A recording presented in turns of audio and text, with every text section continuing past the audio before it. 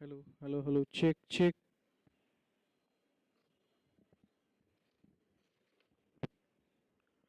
Hello, check, check, check. Hello, hello, hello. Check, check, check.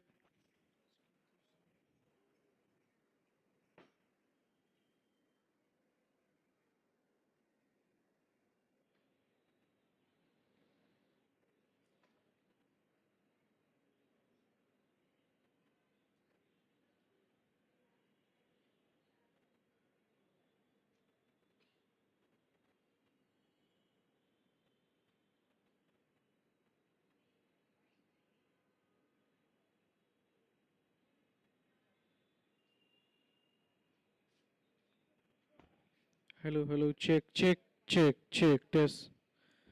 Check. 1, 2, 3. Check. Test.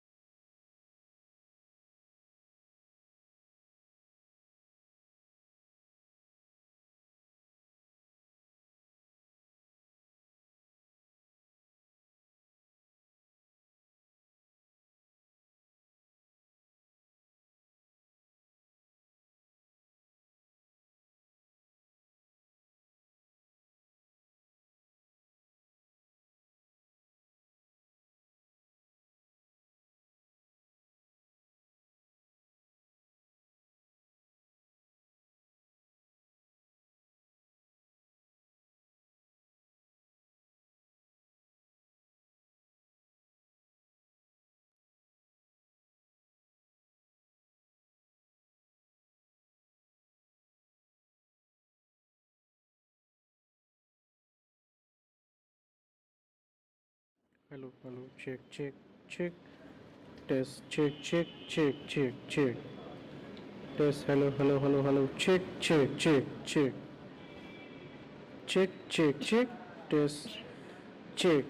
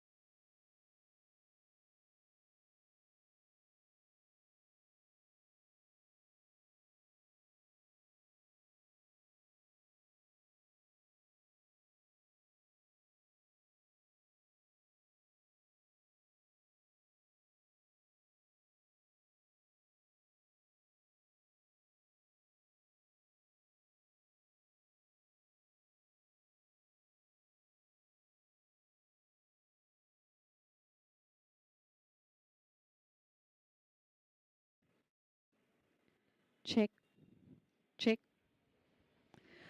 Good evening, everyone. Good evening, people. Good evening, Hyderabad. Okay, good evening, athletes. Any response from the audience? Good evening to all of you, and a very, very warm welcome to the press conference of the IAU 50 Kilometer World Championship held in this beautiful Pearl city of Hyderabad. It's an honor and a pleasure to host the first ever World Championships in India, the IAU World Championship, and this is the fourth edition of the 50 Kilometer World Championship. Let's go ahead and start with the press conference. May I request our distinguished guests to come on the stage and light the lamp as a formal ceremony for the inauguration. Padma Bhushan Pulela Gopi Chand is here with us. Requesting you, sir, to please come to the stage. An accomplished personality, the very own Hyderabad man, is here to come and welcome everyone. Mr. Nadeem Khan, President of IAU, Mr. Adil Sumariwala, AFI President and Vice President of World Athletics, Mr. Nagaraj Adiga, Race Director and CMD of NEB Sports, Mr. Erin Kidwai, Senior Vice President and Head Marketing, AG's Federal Life Insurance, and Mr. Archie Jenkins, Competition Manager of World Master Athletics. What a distinguished panel, and what a pleasure it is to have all of them on the same stage to wish the very best to the participants and officially launch and answer any questions that the media may have. We will start with the lighting of the lamp ceremony.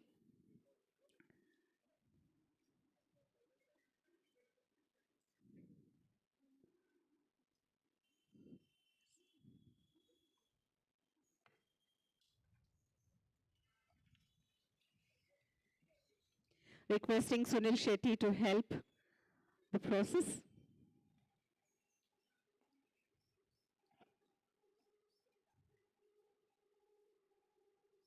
We have Dr. Reed, Arjuna Awardee, an accomplished athlete and a co-part of NEB Sports, joining the guests on stage.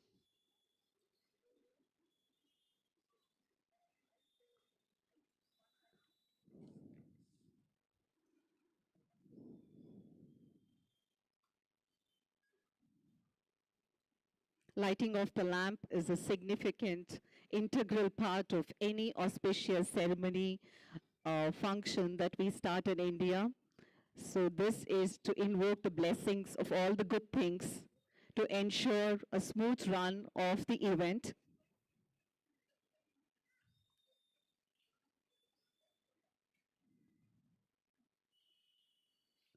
And the wind god is playing hide and seek with the lighting of the lamp.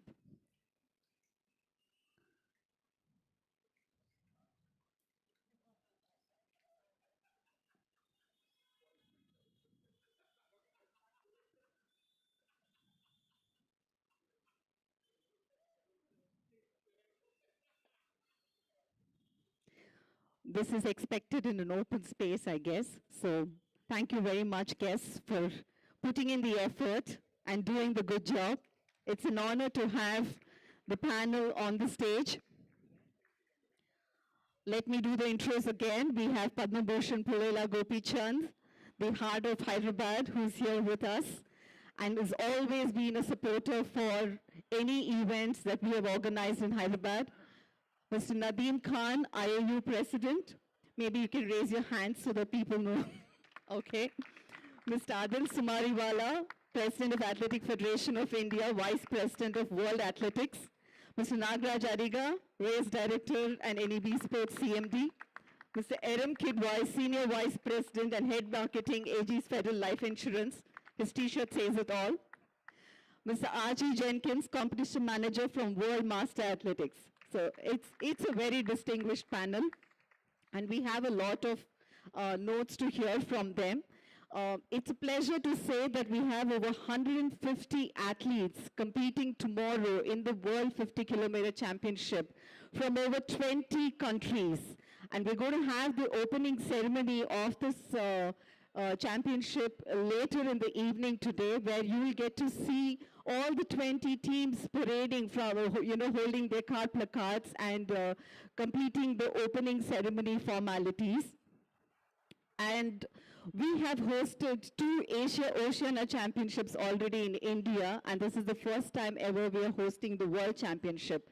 So there's some questions I think we can ask the panel and get their inputs on what they expect from this space, from ultra running, from India in general, and the whole experience of being a part of the championship. Let me start with Mr. Nadeem, the IAU man. Looks like India is hosting a lot of IAU championships. Asia Oceania 2 already in Bangalore. Wonderful performances we saw there. What do you think is a unique experience for international runners when they come to a country like India to participate in the championship? It's just one world, actually, Kauri. And first of all, thank you for the introduction and thank you for the amazing job you have done behind the scenes putting these championships together with Adiga as well. So congratulations to you as well. Thank you. It's one word. It's called hospitality, and that's big. The warm hospitality of India reaches to everybody. All of us have heard about India. Very few have visited the country itself, and having the opportunity to run amongst the elite and the best of the best here in a beautiful country it's an experience to be cherished and memories to be taken back home. So we have been working on the IAU, working very hard to develop the sport, to promote the sport, and take the sport to places where it has not been there before. And fortunately for us, India has stepped up to the plate and welcomed us with open arms. We saw that in the first two championships we did over here, the IAU Asia and Oceania Championships for the 24 hours and the 100 kilometers. And they were awesome, amazing championships. So I'm sure the athletes are going to really enjoy running here in India. And to India's benefit as well, hosting these championships has done a lot for their own national runners here in the country itself. And I'm very thankful for Adil Samariwala, my good friend, who is the president of AFI on my right-hand side over here, for pushing this opportunity in his country to bring the championships. So I really thank NEB Sports, and I also thank Adil for hosting us here in his beautiful country. Thank you. Thank you very much for that. Obviously, hospitality is what India is known for, and I'm really hoping that the athletes have tried the Hyderabadi biryani that you keep talking about so much. So that's something they shouldn't be missing. I guess probably after the championship tomorrow, they can, taste that. You've been a part of IAU for a long time now. How is it to see the growth in the ultra running space? So many championships, different parts of the world, new faces coming in every time, competing, So what's the feeling like to see the growth in this space? It's just amazing to see where the sport has come, not only in the caliber of athletes we see, but also the places we're seeing athletes from.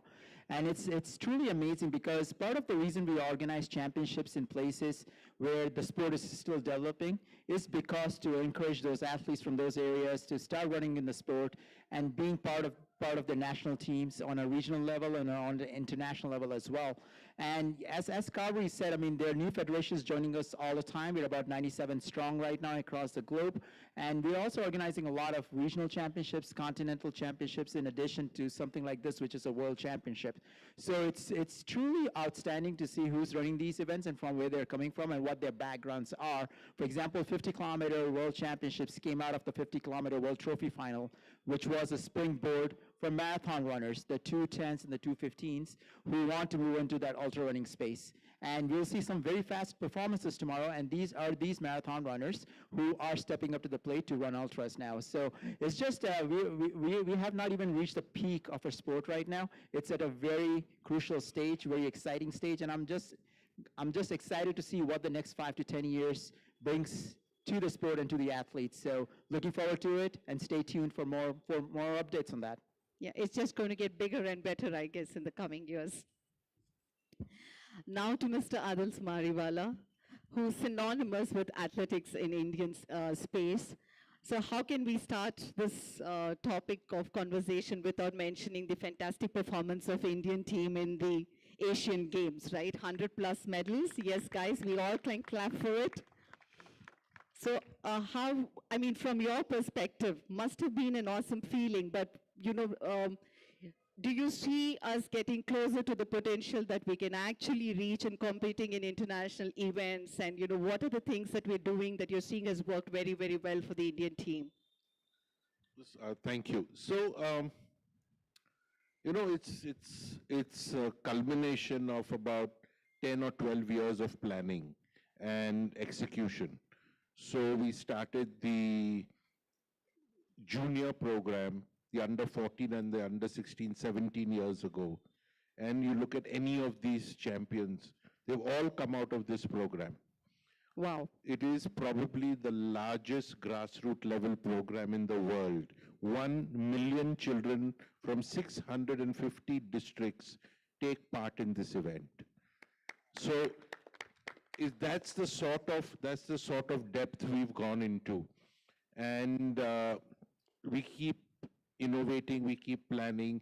For example, now we've removed javelin throw from, now everybody wants to do javelin throw since Neeraj. So what we've done is we've removed the actual javelin and given them plastic javelins, which are more difficult to throw. So unless you get the technique right, it will not go far enough. So we've done so much innovation. We are looking at reducing one of the biggest problems India has is early specialization and overtraining. We have great champions in the juniors, and then they just burn out. To give you statistics, about 170 athletes have participated in the junior Asian level. Only 3 have made it to the senior level. Wow. World Athletics stopped the Junior World Championships because it was about 3 to 5% that made it to the seniors. So there was early burnout. So we keep innovating, we keep looking at all these things, and we try to make sure that so it's tremendous amount of planning. Coach Ramesh is here. He will tell you, he will tell you the amount of meetings he's attended. And he's got fired for not giving enough information and stuff to us. But we get coaches involved, we've got ex-athletes involved, we've got present athletes involved, we've got foreign experts involved to help us plan, and then we make sure we execute it. And again, I think money is a very important thing. I must say that for the elite athletes, the government really supports them. They really supports them in every which way. There is not enough coming to the juniors, and this whole junior program that we do, 1 million children taking part, is totally funded by the Athletics Federation of India. There isn't a sponsor. So everything from the travel to food to accommodation, everything is funded by the Athletics Federation of India. We need more sponsorship. We need more corporate sponsorship. I think corporate has failed us completely. Corporates want the Neerages of the world. They don't want to put in money into grassroots. That's where you really need to put money into. If you took 0.5% of the CSR money of just the top 20 corporates, it is more than the total budget of the government of India on sports. Wow. 0.05%. So just to let you know some figures to put it in the right perspective, that corporates have failed us. Thank you very much for that. It's really inspirational to see the planning that has gone behind. I think just like any running plan, you start early, you train well, you train carefully over a period of time, you don't overdo things, and then you compete and, finish well. I think there is a lot of synonyms we see in that space and here. And I'm sure the media fraternity is going to ensure that your voice of requesting corporate sponsorships reaches the right ears. We have one of them sitting right next to you here. 40 years I've tried, so I'm still trying. Maybe NEB sport event is a charm, sir. So now after the entire space, coming specifically to ultra running, what have you seen happening in the space? I know you've seen our Indian teams competing internationally, but other than the international competitions, the general growth in the ultra running space, would like to hear your thoughts on that. So ultra was something, even to me, something alien. Not that there are not events happening in India, there are about 2,000 road races that happen in India annually, but very few are ultra. There are shorter events. Actually, my interest started when I accidentally met President Nadeem Khan in Monaco. And we had a chat. I was there for my council. I think he was there for some other meetings. I don't even know which. But we managed to meet each other, and that's when it started. And then we got Adiga involved in it. So we are presently in a very infant stage. We may have done a couple of events, but we've not really planned or supported through a system. So I am a process-oriented guy, and I like to put processes in place. We still have to put those processes. One of the things I'm trying very hard is to convince government to support it, because once the government support it, then all the teams that represent you get government funding, athletes get funding for training, and we have something called the ACTC, the Annual Training and Competition Program. We're trying to include it in that. We tried very hard last year. They said no Olympic here, there's that, we'll have a look at it later. But our effort is first to ensure that we put that solid block in place, need recognition. I think the first very important thing is once it gets recognized by the government, then everything starts flowing. If people ask you, oh, has the government, even private sponsors will ask you, is the government supporting it? Is it recognized? It's not an Olympic sport. So what? Well, there are lots of Olympic sports that are not being, which are supported by the government, but they're not Olympic sport. So I think we are at that infancy stage where we are really trying to get our feet. We are committed to supporting it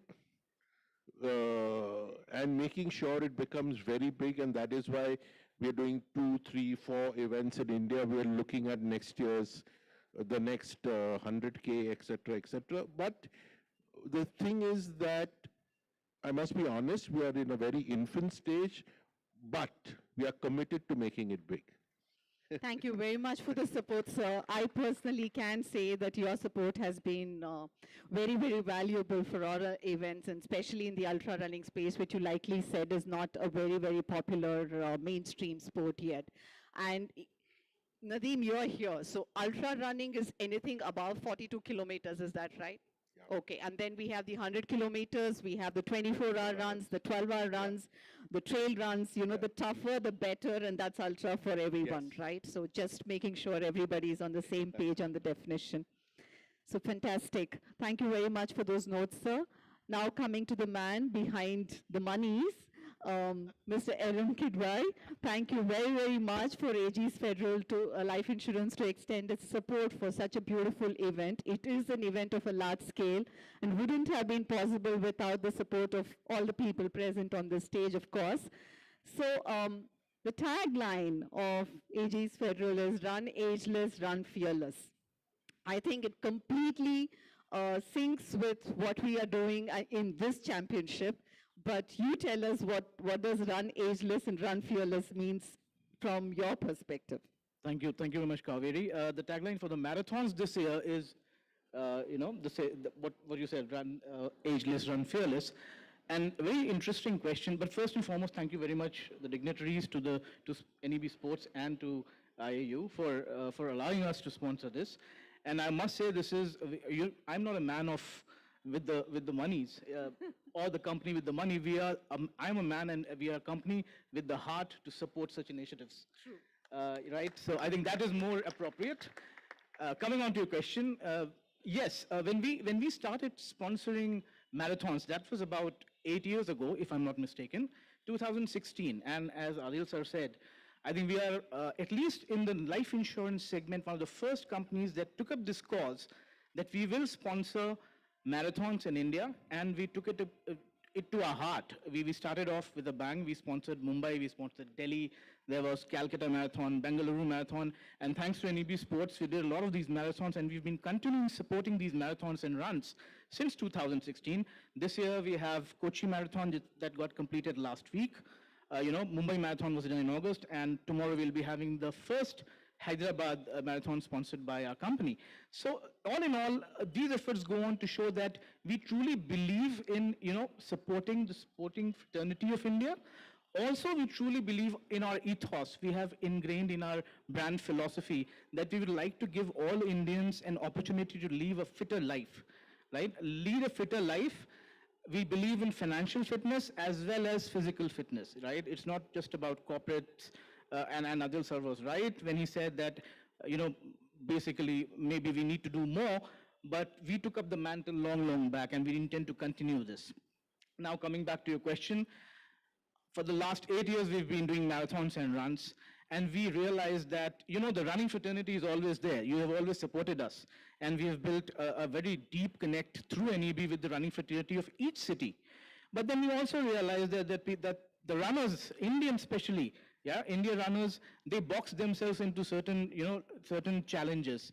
My diet is not proper, I don't have the right weight to start running, maybe I'm too old, and this too old or too young comes up more often than not in India. You can easily understand my point of view. When you take any name, any Indian name of a senior citizen, 60 years and above, who runs a marathon, our jawlines drop, right? This doesn't happen abroad, I'm sure everybody knows that. There are people 70-year-old, 80-year-old, even in India running marathons, half marathons. But we say, wow, this guy is 65 years old and he's running a marathon. We wanted to change that. We wanted to change that sort of thinking that is prevalent at least amongst our runners. And we wanted to change that. I think we are quite successful in doing it because we've had 2 marathons. And after 2 marathons, we've realized there are more and more senior citizens participating in them. So last week in Kochi, we had about 100 odd senior citizens, or let me say 55 year plus participating, and they were there, they supported the cause, and they ran the fun run, 5 kilometers, but at least they started, they began.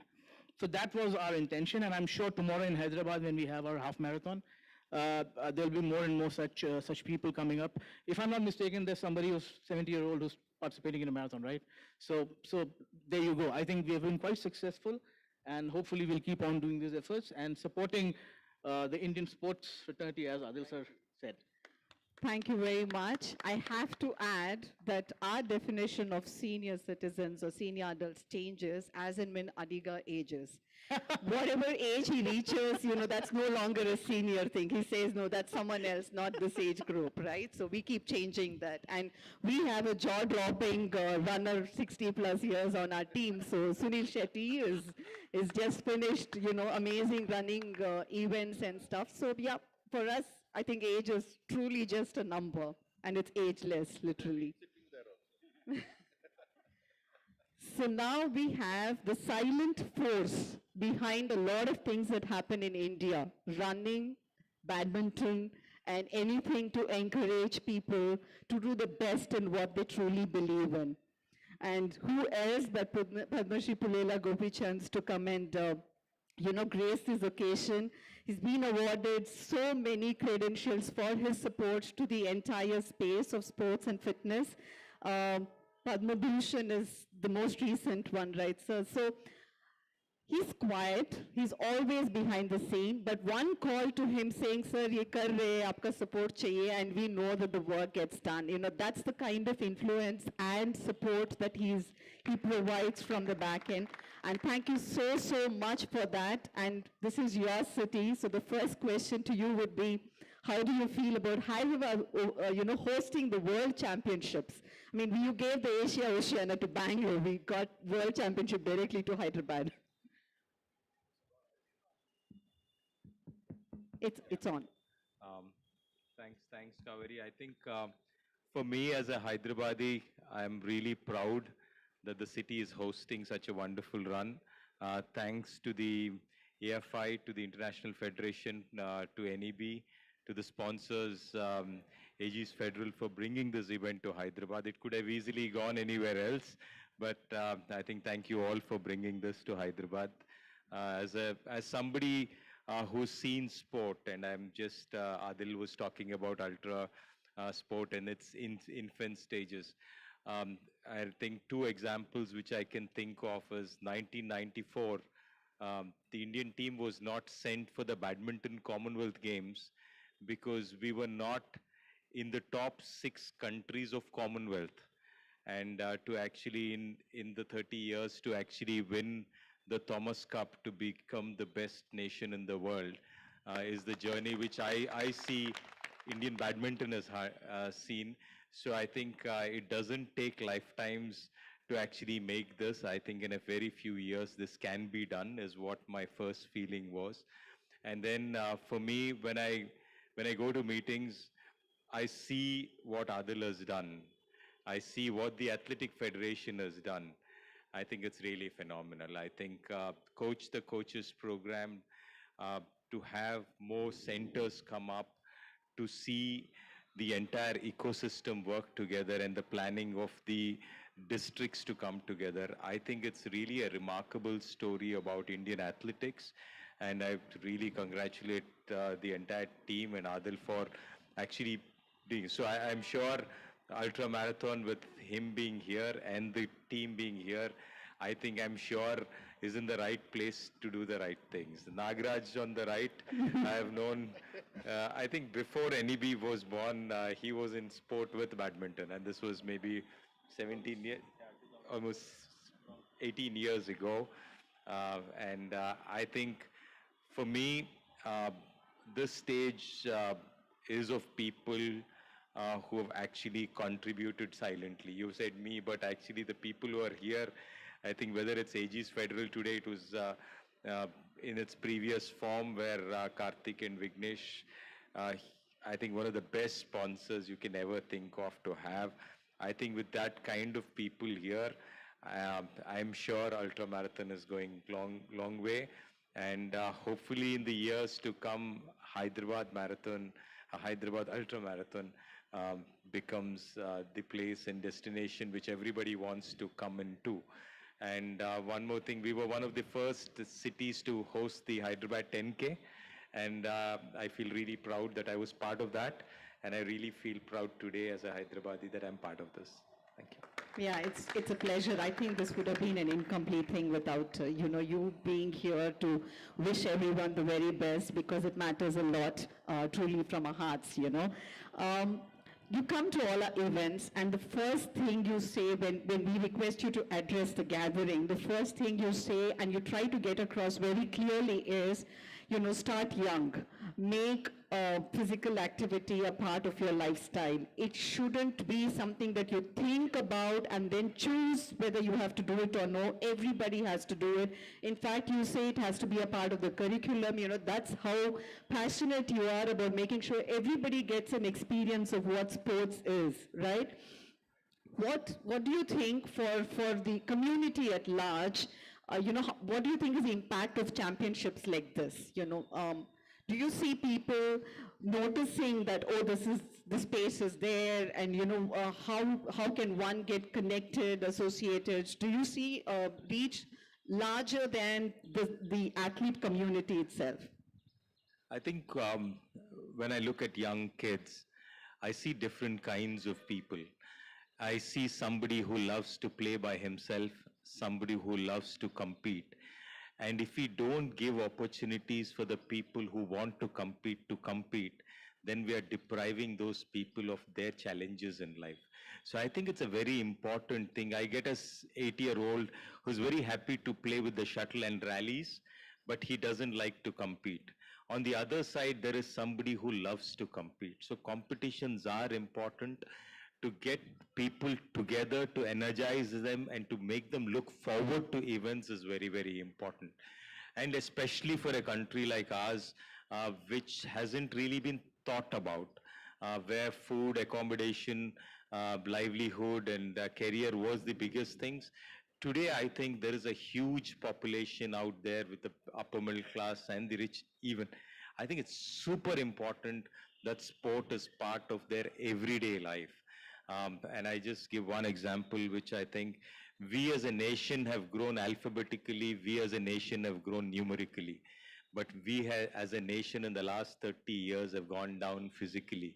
And if we don't address this, then we are going to have a lot of problems, because our grandparents and parents are fitter than us. And if that deterioration continues to the next generation, then I think it's not very good for our country. So I truly believe that we need more and more events. We need to celebrate our champions, and we need to celebrate and I love the marathon for the reason that everybody who participates gets a medal. And everybody comes out and said, I finished, I started. I think those are celebratory moments which are very, very critical for sport.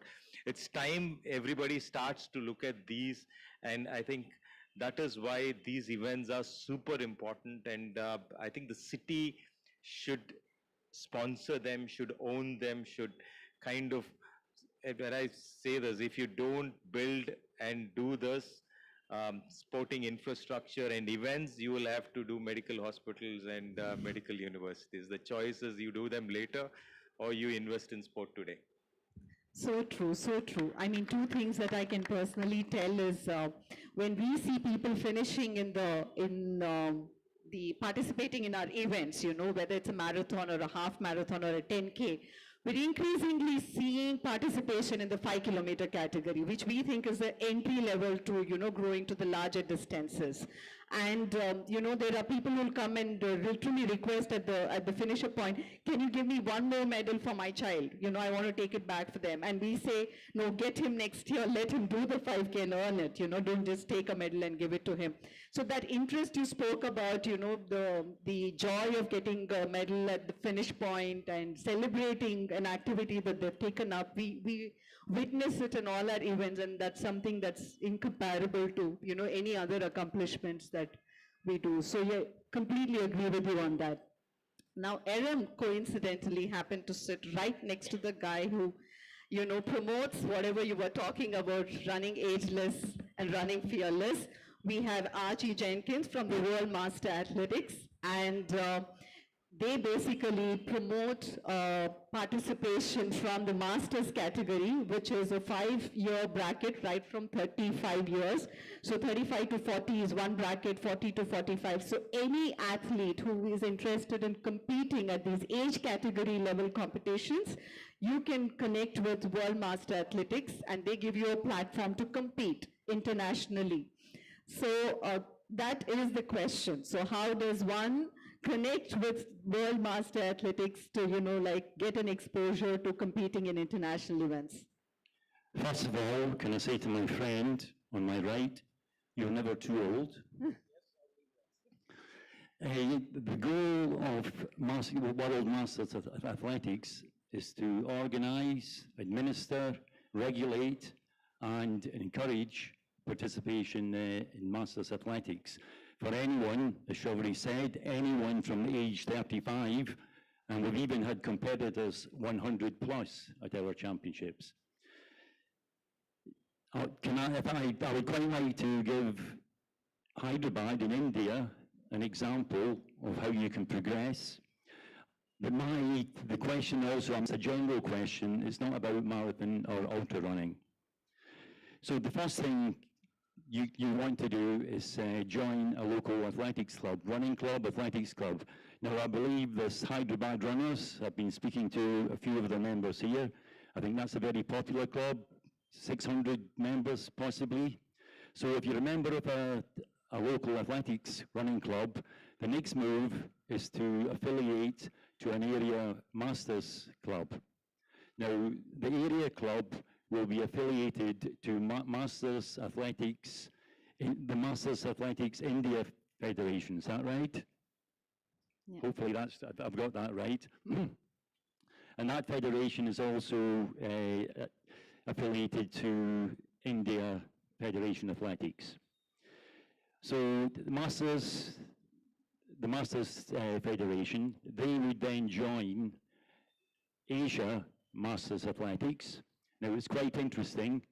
The Asian Masters Athletics are holding their track and field championships in the Philippines next weekend. The move after that will be to join World Masters Athletics. If you want to compete internationally, you must join World Masters Athletics. You do not have to be an elite performer. Anyone can go to World Masters Athletics Championships. The obvious thing to say is check the Indian Masters website, check the World Masters, check the Asian Masters website. Okay, thank you for that. You really already told that age is just a number and no one is truly old. But I wanted to ask, from whatever you witness in all these competitions, what is a key driver for somebody to compete in the masters category? I mean, just as a very lay person, I look at them and say, okay, you've done it, now you just enjoy doing whatever you're doing. Why do you have to compete and stuff? So what motivates somebody to compete at a masters category level? Again, Masters Athletics have a clear vision that age is no barrier. Age is no barrier. So by competing in Masters Athletics, and by that, as I say, from 35 to even 100-year-old, there is a vision that you can lead a healthy and happy lifestyle by training, being fit physically and mentally. And by the mental aspect is you meet many new friends. Now, my badminton friend mentioned the 80-year-old playing badminton. The good thing with Masters Athletics, it's 5-year age groups. So if you were competitive in your younger days, you've then got the opportunity to become competitive again in 5-year age groups, 35 to 40, and all the way up to 100 plus. One thing I got out of Masters Athletics is the opportunity to travel, and I'll just give you the example. I have never been to India before, so if it wasn't for me representing World Masters Athletics this weekend, I would not be to India. I have been throughout the world to 49 countries, including Australia, South Korea, Brazil. If it wasn't for Masters Athletics, I wouldn't have traveled to these countries. If you are ambitious and you want to compete internationally, obviously you would go to World Masters Athletics Championships. But as I say, you don't have to be an elite performer. All you do is enter. Thank you again for that. I'm sure that throws a lot of insight into the category and how one can participate. You know, we all know the child who loves running around, doesn't want to sit in one place and, you know, participate in talks and, you know, doesn't have the patience to be that. That kind of a personality in our team is Mr. Adiga. We literally have to plead and hold him back to come and sit on the stage and participate in discussions. So here he is, and I'm sure it's because mostly all the people on the stage are his friends, and he can't say no to this one for sure. So Adiga is the race director of the 50-kilometer World Championship tomorrow. He's also the CMD of NEB Sports, and he's a lot more than that. We'll not get into that. So question to him is, you know, hosting a World Championship. I mean, did you think that NEB Sports is going to host so many championships in the first place, Asia, Oceania twice, and now World? Did you think that we will be doing something like this, say, a couple of years ago? Thank you, Kaveri, for the kind words. No, it's on. Thank you for the kind words. To answer your question, I mean, I didn't even know there was something called ultra running till we started the 24-hour stadium run. And then we discovered so many people and so many aspects of ultra running, and it was amazing. And what inspired me was the type of performance the Indians were able to generate. I think ultra running is something we will be in the top nations in the world. Maybe the way we are going, it should happen very fast. So thanks to Mr. Adil, his vision, and thanks to Mr. Nadeem also from IAU, their two friendship made us start investing time and money on ultra running. And it was not bad at all. I mean, the result speaks for themselves. We are the we are the title holders for the 24 Hours Asian Championship. Yeah. So we could not think, I mean, when we started ultra running, Sunil, we were 100 kilometers or something in 24 hours was a luxury. We had to, you know, request people to come and run, but the gold winning was 257 kilometers in 24 hours by an Indian. And 1, 2, 3 was all the Indians. So I mean, it happened because we did it in India. I mean, these boys had the home advantage, and they had that comfort zone and the practice. So that's something which is very nice. I'm sure the young boys who are sitting here from Indian team, they're also trained well, and the home advantage should be there. I'm sure they'll perform well. I don't know, whatever they do, it'll be better than what we normally would have done. And say 5 years from now, they should be in the top. Yeah, just a little more on what Indian team has been doing over the years. In 2019, Jordan hosted 100-kilometer Asia-Oceania Championship, and Indian men team had won the gold with top 3 runners completing 100 kilometers in less than 8.5 hours. So the journey started in 2019. The women's team had won silver in the same edition, so that's another fantastic feat for us. Indian team repeated the same performance, that is gold for men's team and silver for women's team, in the Asia-Oceania 24-hour championship that was held in Bangalore in 2021. So it's been a fantastic track record. In 2023 July, when we held the Asia-Oceania 100-kilometer championship, again the Indian team won the silver, and it's just been getting better and better. So the next question I have to you, which is, how do you feel about a possible podium finish for the Indian team tomorrow? Well, as far as I'm concerned, everybody's a winner. Just coming to the start line itself, is a great thing. So it's nice to have a podium, but otherwise, whatever you do, you should do your personal best and enjoy. There's a beautiful city. The weather is good in the morning, especially in the first part of the morning. It's fantastic. So give your best. We have done a lot to make sure that everything is in place. In case you need anything, like the African team was asking for some ice. I said you'll get the ice enough. So we have been organizing ultra runs, so we know what is the required things for the participants. And Mr. Sunil himself is an ultra runner, so he knows what is both the Sunils ultra runners. So they're all going to be there, and wish you all the best. And medically, as well as performance-wise, you should be able to do well here. Thank you. That's fantastic. No pressure at all, teams. Just run and get us those medals, okay? We will be going to the next part of the press conference where we'll have some international athletes coming and sharing their experience. Before that, may I request the dignitaries for a photo op? And any questions from the media, we would be happy to address them. Requesting Dr. Reeds to come on stage.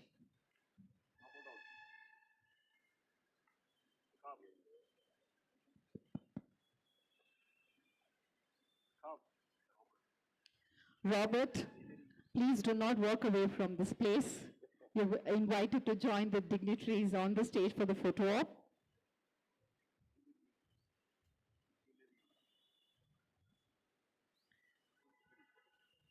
Ariga wants more people on stage. Please look at him and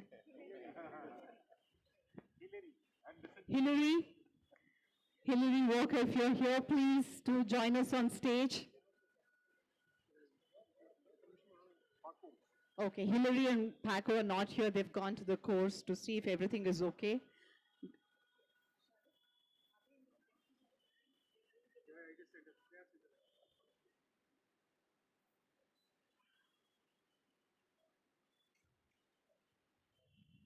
Smile, guys. Thank you so much for sharing your thoughts. I'll now request Jacek to take over and invite the international athletes to come and share their experiences. Hello. Hello, good afternoon. I will have a pleasure to do the second part of the press conference, and I would like to invite a few athletes here on the stage. So Dominika Stelmach from Poland. Andrea Pomarański from United States of America. Samuel Sibeke from South Africa. And Ibrahim Abulazi from Norway. Please take a seat.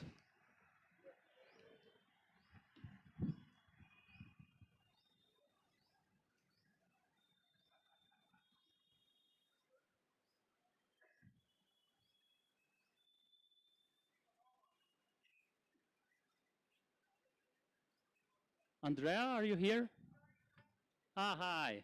Good, good.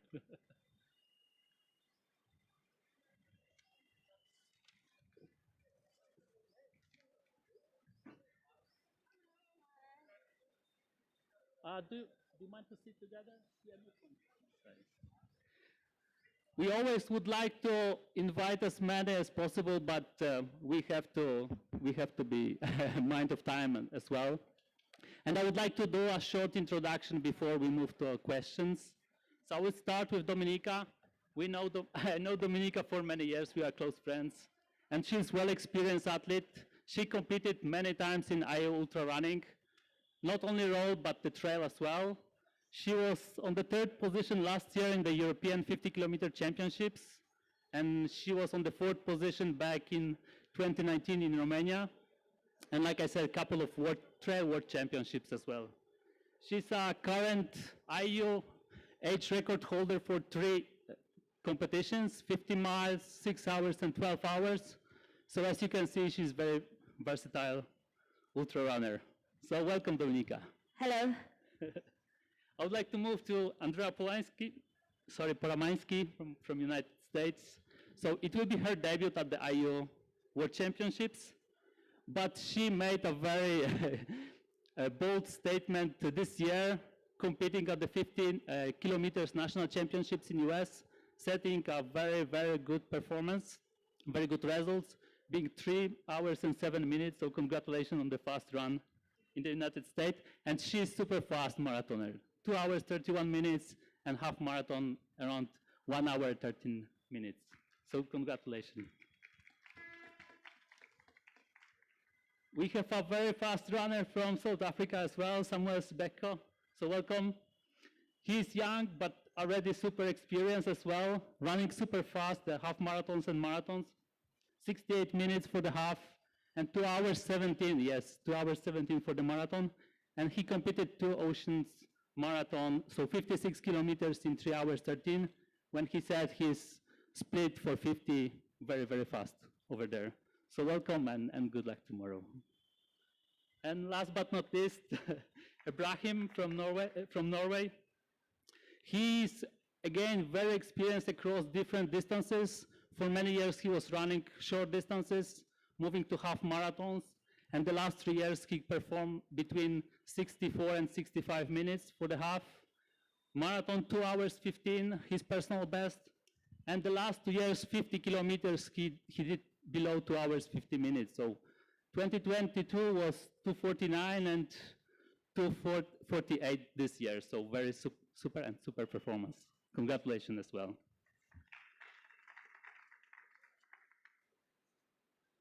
So I would like to open the floor for any questions, if there are any questions from media.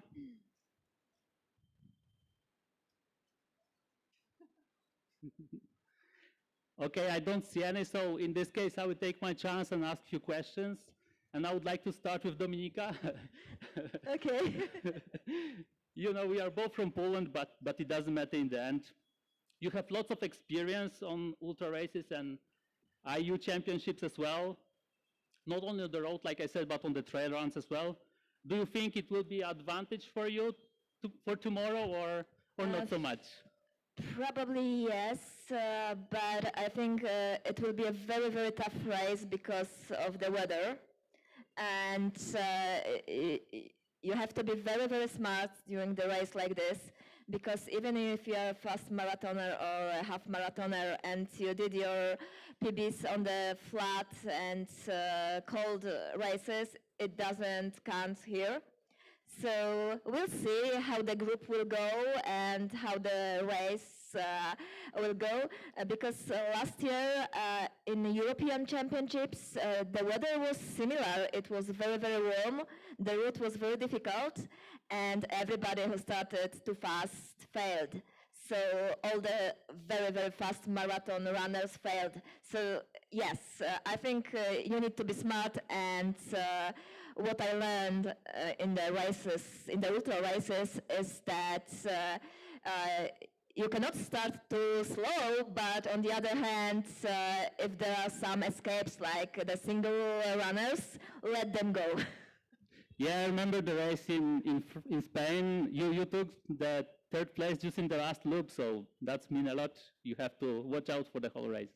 Yeah. But like you said, Ibrahim, one for you. So there's not that big difference between the marathon and the 50K. It's only less than 8 kilometers, but for some runners, it's not difficult. For some, it's difficult. How it's with you? You actually had a very nice transition from short distances to 50 kilometers. Do you think that you can use this as an advantage, or how you feel about it moving to 50K? Thank you, everybody. Yes, I have too much run, short distance and long distance. So I moved to now marathon. So this means I think if you your age down, but I can do better 50 kilometers like that. Yeah. So you feel better now at 50 rather than marathon? Yeah, I think so. Okay, good. I mean, that's good for us because we will expect a fast rise tomorrow, so that's good, that's good.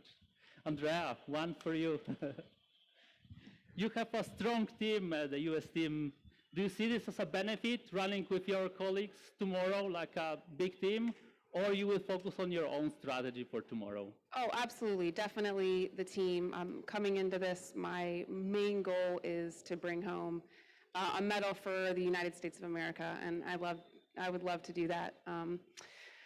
Gold would be nice as well. But yeah, I think we have an incredibly talented group of women this year, and it's such an honor to, it will be such an honor to toe the line and run next to them, and I'm just over the moon to be able to compete with such a talented group of women. Okay, good, thank you. Samuel, you did many races in South Africa, and it would be a new experience for you participating in the IU Championships. So what is your expectation from the event tomorrow, running among the world-class athletes? Good evening, everyone. I think for me tomorrow it will be a great experience for my running career, coming here to represent South Africa. Also, I think it's a great thing, or a great opportunity. Okay, good. I would like to still stay with you. Can you tell us how was your preparation for the event, for the championship, and did you make any specific preparation taking into account the weather condition, or you just kept your typical running practice and training? For the preparation, I think I just kept it the way it is for the way I train for other races. That's what I did for this one also. Okay, good, thank you. Andrea, I checked the statistic because I like this as well, and I noticed that you are #1 in the runners here amongst the women. Do you feel pressure to be #1 amongst all the ladies running here? No, I don't feel pressure. I think I try to stay within myself, and I've worked incredibly hard in this training block, and I think I just need to let that hard work shine and do the best that I can do for me and not compare that to anybody else. And I know that I'm very aware that there are a number of athletes that maybe haven't run the 50K, but got in on incredibly fast marathon or half marathon times, or also are very talented 50K runners, but maybe were in conditions that were not ideal to run fast times. So I was lucky I had a really good day, but I'm very aware that there are many talented women here also. So I don't feel pressure. I think I just want to come out and do the best that I can for me and not compare that to anybody else. And how was your preparation? Were you happy what you did in the last couple of months? Oh yeah, I had a great training block. I put in a lot of really hard work. So there's not a whole lot more I could have done to come into this, and whatever happens, I'm at peace with, because I know I did the best I could to prepare. So, and that's all you can ask coming into an event like this. Good. So I hope it will be good, not only for you, but for everybody, and Well, yes, we have me good too. competition. Ibrahim, one extra for you, because you are number one as well amongst the men here who will be running tomorrow. And more or less the same question. Do you feel the pressure to be number one here, or not so much? Yeah, I think I'm trained good, plan good, and do the work sometimes, something. But tomorrow we see. I'm afraid about weather, so hot weather. So I do my best tomorrow. So you live in Norway, so that's a big difference for you? Yeah, now the Norway snow or cold. So I come from cold land, so I come in the hot. So I don't know tomorrow what is do. I do my best all. So Okay. Good luck for tomorrow. thank you. Yeah. Okay, good. So Dominica, one for you as well. Okay. You perform well in different distances, and then I know the short distance suits you well, but you have very, very good results at the longer, like 12 hours. Do you think that this is something that you need to perform on the longer distances and time trials, being fast on the 50K, or not so much? I don't feel that I'm fast. I would like to be fast. But there are a lot of ladies with the marathon time faster than me, like Andrea. It's like, 5 minutes in a marathon, it's a lot. But on the other hand, I promised to myself to do the first marathon next year. So that's why this 50K fits to this plan very good. We'll see how it will be because of the conditions. But I also would like to mention that the female group 40 to 45 is the strongest in the field, because all the girls had the best marathon times in this group. So it will be something like a race in the race also. Yeah, so yes, it's my plan. Try to run quite fast. Probably it won't be the PB because usually when we are competing in the championships like this, the time doesn't count. It's all about the places. So you're top 3 or it doesn't matter. Yes, you're right. And you are completely right in terms of the field that we have. Lots of marathon runners are here, so that's true. And we are expecting fast running tomorrow, even taking into account the weather condition. We have more questions from the audience, so I will invite for the questions.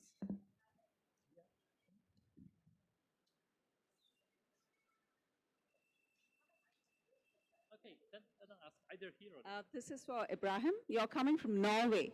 Have you done anything different to brace the weather here, which is very hot, in the sense your nutrition, your hydration, or your training? Anything that you've done different for the past 1 month or 15, 20 days? Yeah, but I'm trained good. I will run to September a Berlin Marathon. After that, I don't have a plan. I run world champion, but they still come in the invitation with me. After that, I change my training, how to prepare to this day. So I think so good, really good.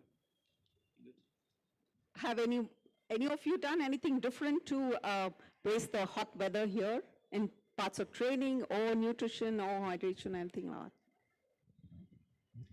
that? Yeah, so I actually did quite a bit of training in the sauna. So I'm actually from a cold climate. I'm from Michigan, so it was snowing this week where I'm from. So I would finish my run and go sit in the sauna for 30 minutes, which was, yeah, fun. I am also from Poland, so it's also cold there, but I was not preparing specially for this race, but I did a lot of races in a very tough weather conditions. So usually in South Africa. So I'm quite prepared.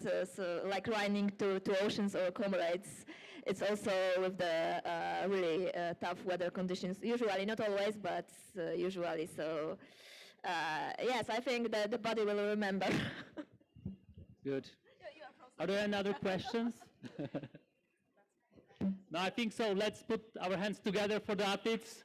And good luck tomorrow, not only for you guys, but to everybody, and have a good fun tomorrow. Thank you so much.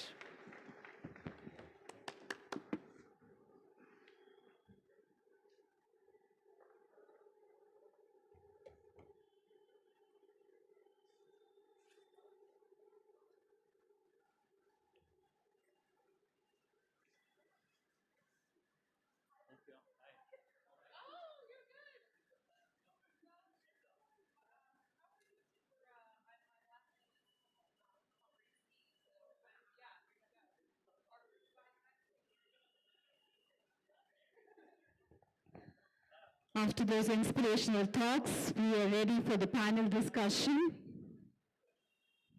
This is moderated by none other than Dr. Reed. I'm requesting the dignitaries to come back on stage for the panel discussion.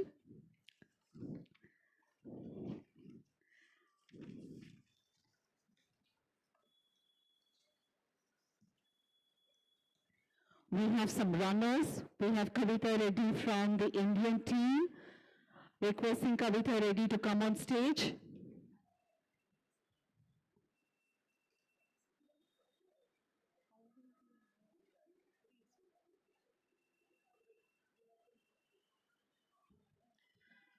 We have Vijay Yarkar from the Hyderabad Runners, an ultra runner himself.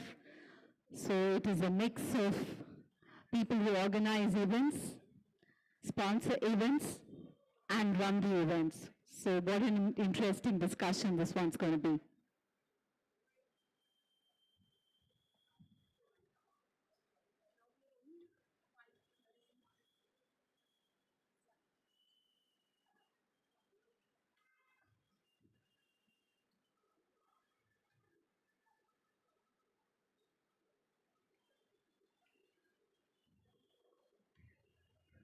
So the panel discussion is all about ultra running and the space and how it's growing and how does a runner graduate from being a marathon runner to move into the ultra running space. We have quite a few runners who have done this, and we have Dr. Reed who will be moderating the session. She's just prepping herself to start the talk. Check. And just a trivia in the meanwhile, when we're waiting for people to prep, I have the current records.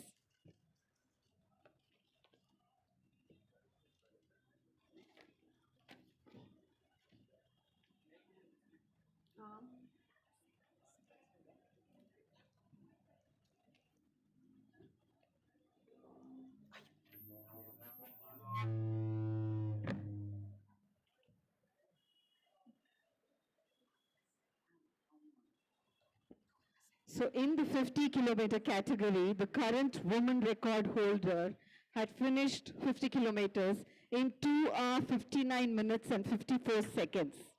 She's Desiree Linden from USA, and this was set in 2021. She completed 50 kilometers in 2 hours, 59 minutes and 54 seconds. If anyone wants to target that for tomorrow. The current men's record in 50 kilometers is 2 hours, 40 minutes and 13 seconds, which was done by Stephen Mokoko as recently as March 2022. 2 hours, 40 minutes and 13 seconds. That's the timing for 50 kilometers. I know I would take that for probably a 21 kilometers, so that's like super timing here. And a lot of challenges for anyone who wants to try and beat that. So we did mention about how the Indian team has been growing in the ultra running space. For people who have come now, just an impressive record. In 2019 in Jordan, when there was a 100-kilometer Asia-Oceania Championship, the Indian men's team won the gold and the women's team won the silver. And all the runners of the men's team, the top 3 runners, had completed 100 kilometers in less than 8.5 hours. So that's some impressive record by the Indian team. And we have their personal best, the current Indian team of tomorrow's championship, we have their personal best for the marathon distance right here on the board. In case you're interested, you can look up to that. Then we hosted the 24-hour championship in Bengaluru in July 2021. And again, the Indian men's team won the gold and the women's team won the silver. It was a 24-hour championship and we did our best there as well. So we have a good track record. The Indian men's team won the 100-kilometer Oceania Championship in July this year. They got the silver in that event. The sports has been growing. Indian team has been performing very well. Makes sense to get some of them to come here and talk about their training and their journey in this space. And I think now Dr. Reith is all set to take on the panel discussion. She's an Arjuna Awardee, an integral part of NAB's team. She competes in the World Masters and wins medals for India even now. An impressive journey over the years and ever interested in discussions around sports. So requesting her to come on stage and start off the panel discussion.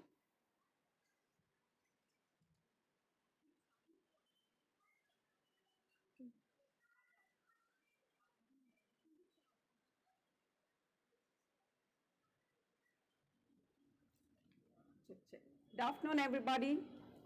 A warm welcome to you all for the afternoon's panel discussion, yet another one. We have on the panel Dr. Nadeem Khan, President of International Association of Ultra Runners. Can we have you on the dais, please?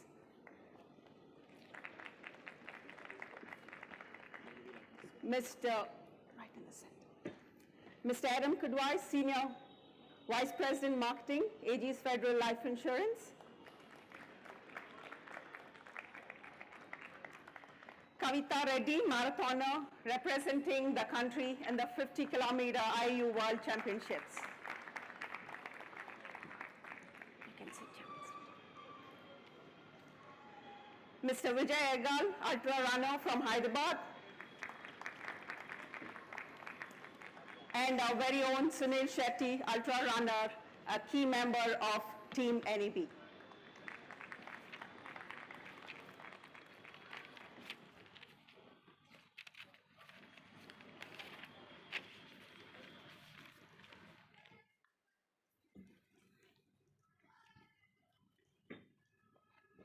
Thank you, gentlemen, and Kavita. It's a pleasure to have all these dignitaries on the dais for the panel discussion, and mostly all related to ultra running, which is kind of new to the country, but we are happy here to be hosting the World Championships and to have the panel discussion with our dignitaries who are key for the ultra running in the country. We have Mr. Nadeem. Mr. Nadeem, you are a doctor by profession and a medical physicist in radiation oncology. You being a clinical and an academic, how did you get involved in the IAU leading the global progression of the sport? Oh, thank you, Reed. Thank you, dignitaries on the stage as well. It's my pleasure and honor to be sharing the stage with all of these awesome folks. Being in a very, very high-stress environment, running was a way out of that stress. It was a way to relax. It was a way to put my mind at ease and do something I really enjoy. And so it was kind of cool how I started running at a very young age, and eventually I got into this sport called ultra running. So I ran twice for Canada at the 24-hour World Championships. First one was in Taipei, and the second was in my own home country of Canada in Drummondville, Quebec, where I got the opportunity to run for my country. And then eventually I got elected on IAU Council as a director of communications, and then moved on to become the vice president, and now I've been the president for the last 5 to 6 years now. And it's been an outstanding opportunity to be a runner, be able to run and experience that, and now being on this side of the fence and being able to develop and promote the sport across the world. And each one has its own hurdles and challenges and hiccups, but it's fun. It's fun going to different places, fun being a part, a very small part of people's experience to break their own personal best, and being part of that challenge and seeing the happiness and the smile on the athlete's face when they cross the finish line is totally all worth it. And that's the reason I got into ultra running, was to overcome the challenges, face those challenges, and find solutions to those challenges. And once again, Reet, it is a de-stressor for my regular life. And just being here, for example, in India, and meeting friends that I haven't seen in a long time, puts everything into perspective and makes it all worthwhile at the end. So totally happy to be here, and totally happy to be doing what I do with a smile on my face every day of the life. Thank you. Yeah, I think it's, in different stages in our life, we have to learn to move on. He was a runner, now he's moved into organizing marathons. So it's nice when you can, gradually move from one stage of your life to another stage. Mr. Eram, Aegis Federal Life Insurance has been sponsoring marathons in the country for a very long time. And now Aegis Federal Life Insurance has moved to sponsoring the ultra marathons. What has the organization, how is the organization motivated to sponsor such a big event in the country? Well, thank you very much. To begin by saying that Aegis Federal has been sponsoring only marathons would be wrong. Obviously, we've been sponsoring a lot of sports associations, but yes, the marathons were the first ones which we took up way back 8 years ago. And we are proudly sponsoring not only the marathons, but also a lot of other runs along with NEB Sports, thanks to them. But when this opportunity came up, and I think it was about 8 months back when Mr. Adiga was discussing this, 9 months back, and we said that this will be the first event, 50K World Championship coming to India. And we said that why not? Because our aim and our ethos has been, as a brand proposition, it has been that we would like every Indian to become fitter financially and physically, right? And it was a no-brainer for us when this thing came on the table, and we said, okay, fine, we have been doing marathons across the length and breadth of the country, touched major cities. Now we have 3 marathons.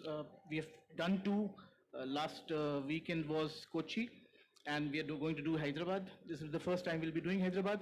But when it came with a pride, as a sense of pride that, okay, fine, this is the first time that the World Championships are coming to India, and if we can, why not associate it with it?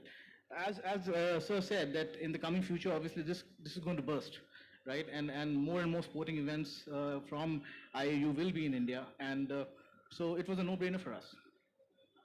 I hope it's not just the IAU events. We would like to have, all the other sport events other than the ultra and the, runs to come to India, the sports, because in the Asian Games we've seen we've done very well, and our athletes have performed so well that the medals have just increased. So events like this coming into the country will encourage our, sportsmen to take it up more seriously than they have in the future.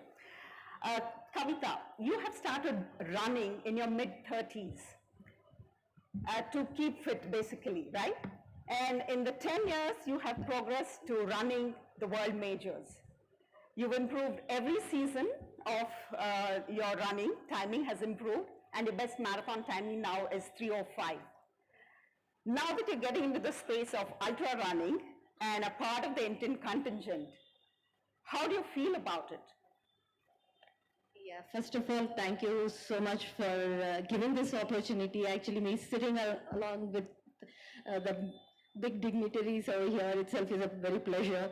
A homemaker and mother of 2 sons, started running at 39 is something which I've not dreamt of till I have started. And to stand here and being part of this World Championship contingent and representing India in itself is a big greater sense of achievement for myself. And my father being here and witnessing this, who has imbibed the discipline of active lifestyle itself makes me proud to be here and part of this event and share this space over here and run the event tomorrow. So it's a big, and I have ran the first marathon in Hyderabad and doing my first ultra distance again here in this same city, being a home state, I can say. It's so much of pleasure to be here, and I'm looking forward to for tomorrow. But yeah, the ultra distance has come up as in like in out of the bloom, so I have not thought of it as such to be part of this. In the sense, I haven't planned as such. So this came in just few months back, and I said, let me challenge myself, and maybe future I'll plan it properly, train better, and then maybe perform it to the extent where I can give my best. Yeah, all the best. And Thank you so much. This is going to be a beautiful experience for you, representing yes, the country definitely. and running the ultra. So wish you the best. Thank you. Mr. Vijay, your first run of 5 kilometers was in 2015. And with hardly 8 years, you have graduated to running ultras in the country and overseas. Ultra running often takes place in challenging environments and weather conditions. How do you adapt to these changes during the race? First of all, thank you so much for inviting me here. I'm blessed to be a part of this illustrious panel. And before that, I answer this question. It's a historic moment for India as well as Hyderabad, and for having this World Championship 50K happening in Hyderabad.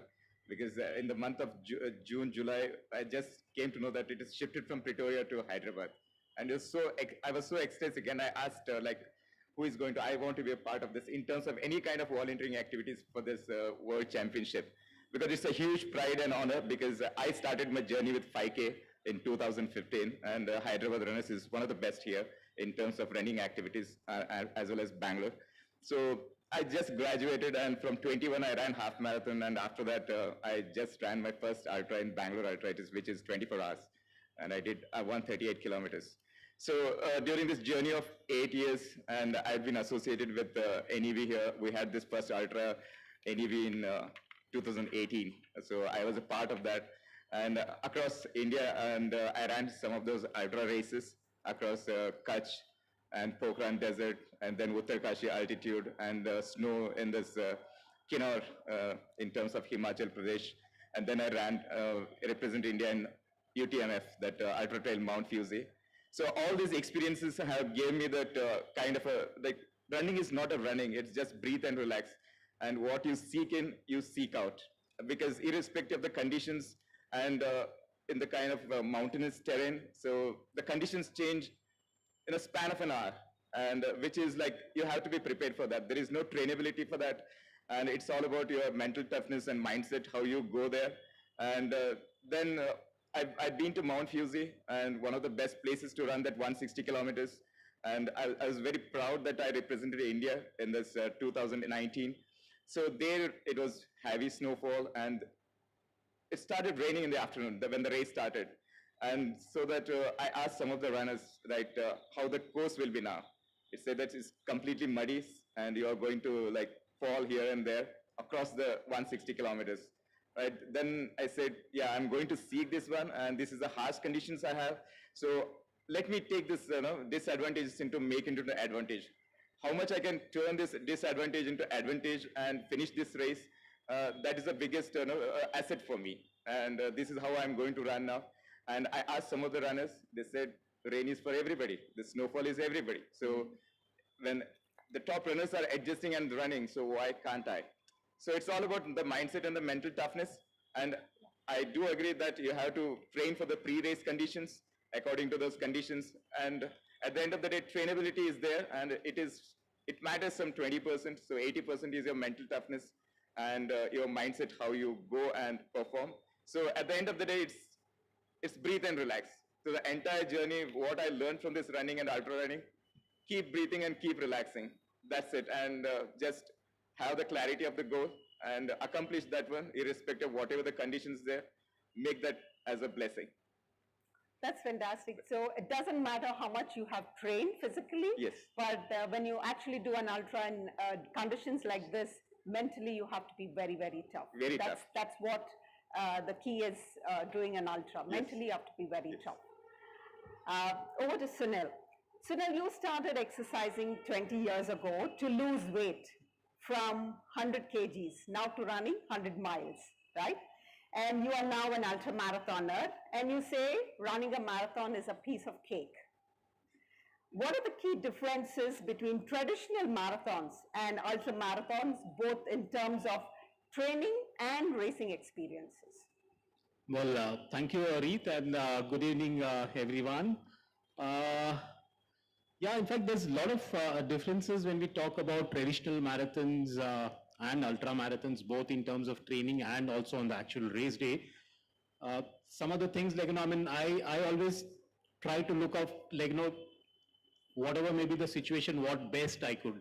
For example, I mean, as an example, like, I mean, people in ultra marathons, I mean, we know, like, I mean, you go through lonely patches because, first of all, ultra marathons is, like, I mean, except for Comrades, which has 20,000 participants. Otherwise, most of the ultra marathons, I think even touching that 1,000 numbers is too big a task. So you always have, like, 300, 400, 500 maybe participants in those.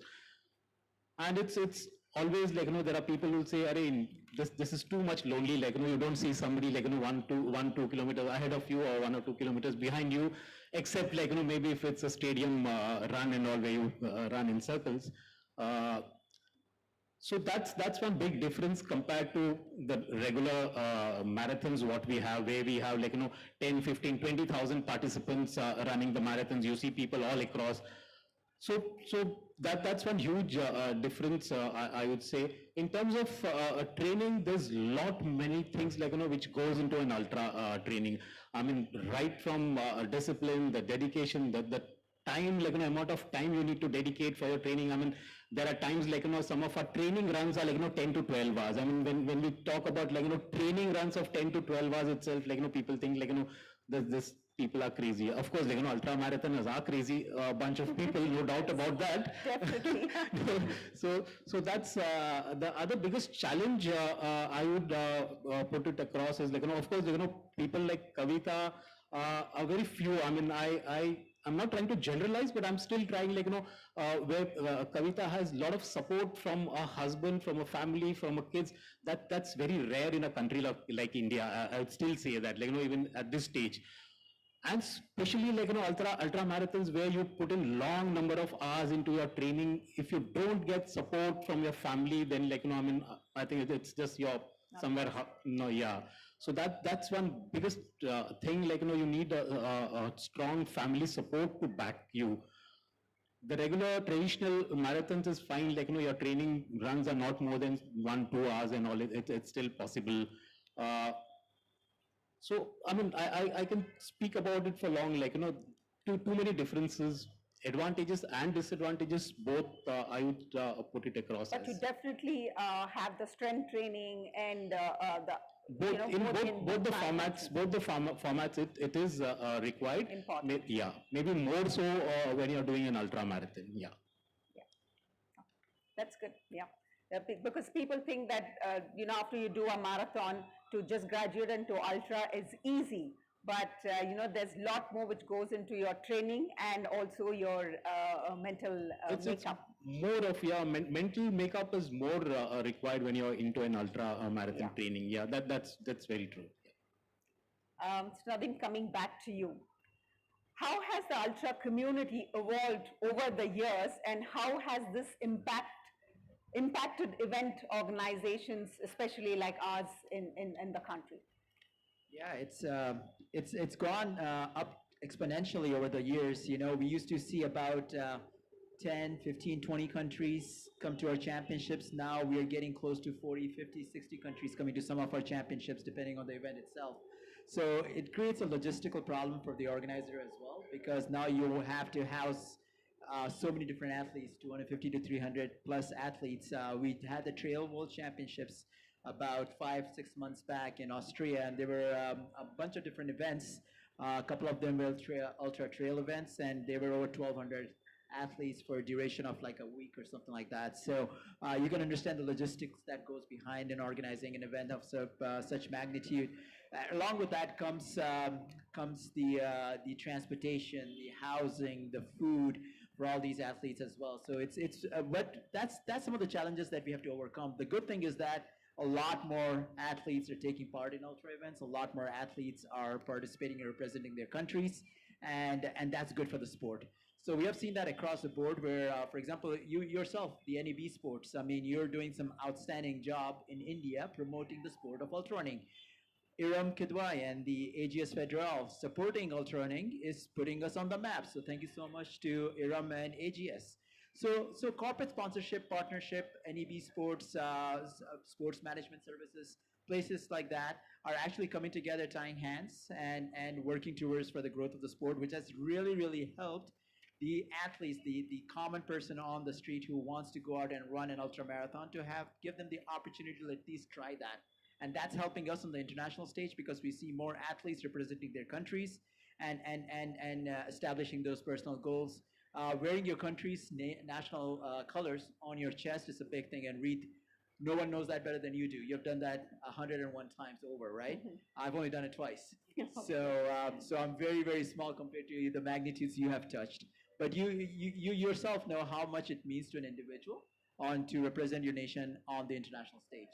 And through these corporate sponsorships and through these sports management services, we're accomplishing that across the globe, but especially here in India as well. So now that you're talking about organizing the local teams, I wanted to ask you, what role does the local organizing team play in making this event successful of this grandeur? Well, as you see, we came here about 3 to 4 days back and helped you while we were helping you through emails and virtual sources. You are the folks on the ground. You are the ones who are working hard and you're putting stuff together. You're the ones who actually advise us on what city would be the best location for a certain event because you are the experts on the ground. So the local organizing committee is I would say the brain and the backbone and the legs and the hands and everything else that comes to the organization of these events because you're the ones who are actually going to be putting this together through our advice. But we are going to rely on your expertise from being on site. So yes, the local organizing committee is probably one of the most integral parts. I say there are two important integral parts to organizing a championship. Without local organizing committees, we won't have a race to run in, and without any athletes, we won't have a championship to be in. So the local organizing committee and athletes definitely put a good championships together. So by the end of the day, we're going to ask you, has NEB done a good job? So you have to rate us. After every service that, either it's a vehicle or anything that, after service, they call us and say, okay, now come on, rate us. There are some people who say, you have to rate us 10. So I'm going to catch you about that. You'll get a 5-star rating. Let's just hope that's 5 stars out of 5, right? Yes. Thank you. I'm coming back to you. The specific aspects of ultra running is endurance, determination, and adventure. Tell us, how does this resonate with your brand? Well, that's an interesting one. Okay, so I'll take it one by one. Endurance, determination, and adventure. So if I relate it to our brand efforts and philosophy, I think it perfectly gels, and we have an example on each aspect. So if you talk about, and obviously we have experts here, I'm no one to speak, and I find myself out of place, but as you just said, endurance being the first one, right? If you talk about corporate culture, right, and in the corporate, no company comes with an intention to maybe just do a quick job and move out of the scene, and neither do we, right? Although we are one of the few late entrants in the life insurance sector, but we have a plan. We have a plan not only on a business front, we have a plan to support India and Indians in ensuring their lives and letting them live a lifestyle of their own choice, because of which we have associated with so many sports organizations. We are sponsoring marathons. So we are there for the long run. So that is my bit as to why and how we associate with the runners on the endurance bit. The second part is determination. It's a no-brainer. In the corporate sector, AGS Federal Life Insurance has been and is still determined to make a difference, not only at the bottom line or the top line, but also in the lives of our customers, right? We are very, extremely customer-centric organization. Our values are embedded into customer centricity, and we have always tried to make a change in the society.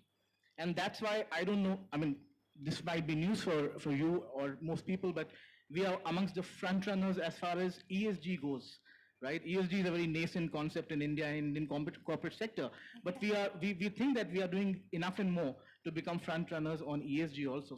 So that is the determination. We are determined to succeed not only business-wise, but we're determined to make an impact in the lives of our customers and of our prospects.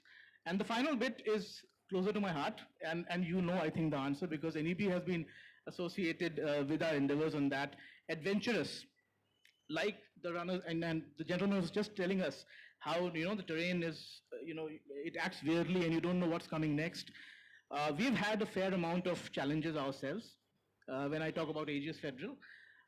But we have seen that together, along with the employees, with the help of and support of our management, of our CEO and the board and the AGS group, we have always come out on the victorious side, right?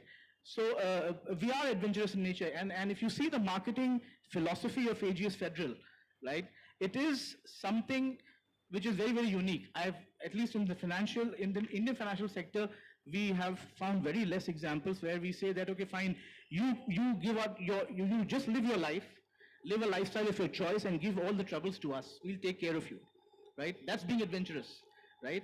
Adventurous is being, you know, sponsoring a program which at the grassroots level where you don't even know, as in the previous discussion Mr. Adil Pariwal was saying, many corporates are not coming until unless there is not, you know, a known brand name in terms of sportsmen. We have always supported grassroots level sports. That's being adventurous.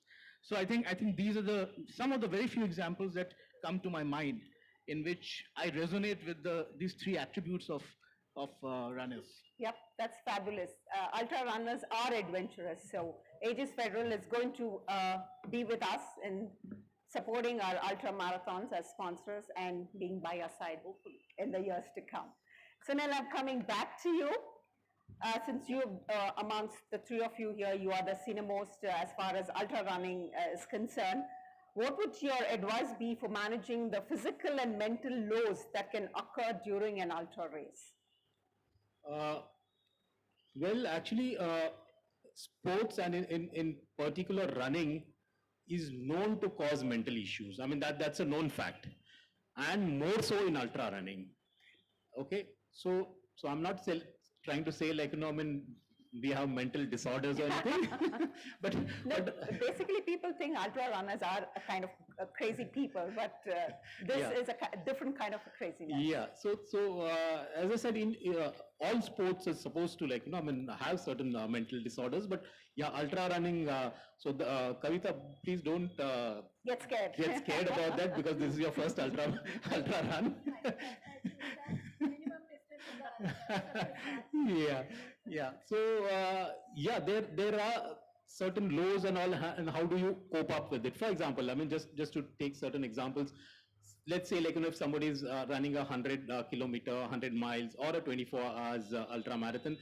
So the moment you think about, like, you know, if I have to run certain this distance or 24 hours, like, you know, I mean, it can cause a nervous breakdown for most of them.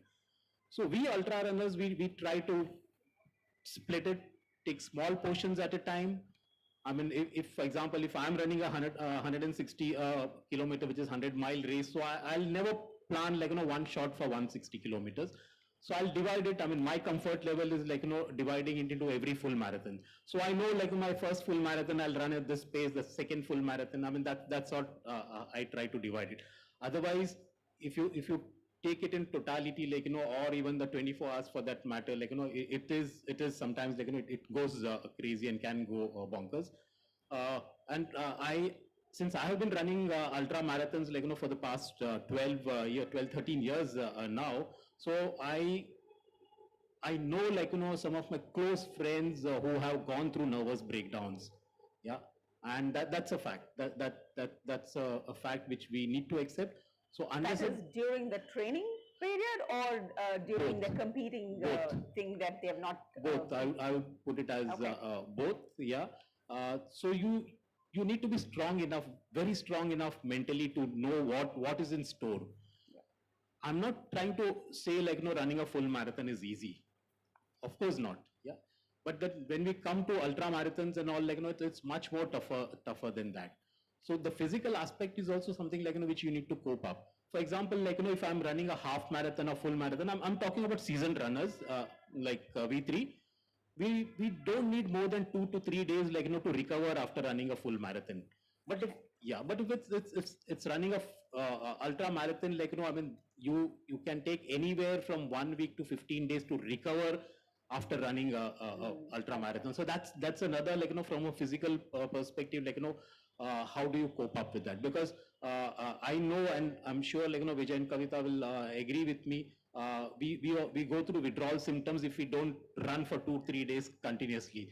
So trying to cope up with that part of it, and if you're not recovered fully and you start your training, can lead to disasters also. So both from a mental perspective and a physical, there are lows, and it can lead to I mean, sometimes we all know I mean, don't want to take names. I mean, it has led to fatalities also in our own country, specific to ultra running. So that's something we have to be mentally tough, not just physically tough. More of mental toughness is required when you're into ultra running. Yeah, that's good. So each person has a different body type, and he has to understand how much he can do and to what extent he has to stop, right? Yeah, that's the most important thing. Yeah. Vijay, coming back to you, how do you manage prevention of injury and also the recovery part? Yes, this is a wonderful part. Can Actually, you keep yeah, back? this is a wonderful part. First, I'll take up this injury part. So. In terms of injuries during any ultra running event or for the training, pre-race training, that actually is a major part, pre-race training when it goes to this. And usually I do this strength training and start with the small intervals, as you said, that splits into smaller goals. And that's how the mental makeup as a physical makeup takes into shape. So apart from that, I was aware of that, and when it comes to ultra running, you are the unknown factor. Like I say, you are the unknown. Vijay, you are the unknown. Man is unknown. I read that book, so I always relate that how much you try to know about your injuries or your recovery or during the pre-race or the post-race, it is insufficient. So try to be the best, how much you want to know, and just be aware of it, like what are the things coming, and understand this vessel. I consider this is a vessel, this whole body, and understand this vessel in a greater part, right? And there are a lot of injuries because repetitive trainings will be there. So we tend to have a little bit of a pains and sufferings here and there. But at the end of the day, and the pre-race and the post-race matters a lot. And that flexibility, strength training, and short intervals, that precision speeds also, not much into ultra running because you maintain a certain speed throughout the race. And so this is what little, and this I use this little bit of a foam roller, which is very important part of my life. It has become wherever I go. And so all those niggles, a little bit of a knacks will be there because pain is inevitable, injuries are inevitable.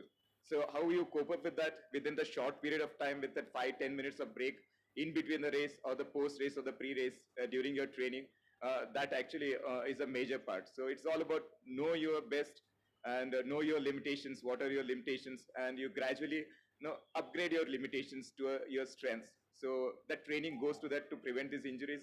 As of my post-recovery, and usually my recovery part starts before the finish of the race. This is something I learned from Arun Bharadwaj sir. He's the first ultra runner of India who actually did phenomenal, and he is a great inspiration for us, for all the Indians who has turned into ultra runners, non-runners to runners to ultra runners, I can say. So he has given me a piece of advice. Your post-recovery or the recovery starts before the 2 hours of the race. And you should be mentally prepared to start your recovery before the 2 hours when you close the finish or when you finish the race. So like, how do I get my recovery, like cooling period, and what are the stretches I have to do? So that before the 2 hours, I'll start doing that. and I'll eat more as I come closer to the race, and it's like a tapering, like I'll little lower and I'll increase my calories as I come closer to the race. It's either ways for other runners. So this is how I adapted to my recovery, and I become stronger and stronger as I finish the race and come closer to that finish line. And apart from this, I'll just make sure that my nails especially are in a better shape as I finish the race. It's not that after you finish the race, you take care of all those things. So my preparation for this recovery starts before 2 hours or 3 hours. If it is like I'm running for 220 or 135 miles, I start preparing before 6 hours before that cutoff time. And if it is 100 miles, so I'll start before that 2 to 3 hours. So in this way, that recovery shapes, and it is very easy for me. Like the next 2 or 3 days, it will be like I'll have a sufficient mental makeup to even to have a jog of 5 kilometers soon after, and I can immediately go to my job the very next day. And I never miss my office because of my ultra running, which is a greatest blessing I have. So my company trusts me that, yeah, it doesn't need that much of a recovery time. Okay, you go ahead and run and make us proud. This is what that suggestion comes. So I feel proud. And whenever some of the suggestions comes from the non-runners, I always believe that, right, this is a gradual shift, how I became a non-runner to runner to ultra runner. So this is something I'll keep telling to the people, like, start visualizing. Visualizing is a very important part of this ultra running, whether you are pre-race training or your injuries, right? You should visualize your injuries also. You sit for a meditation before the race for 6 hours.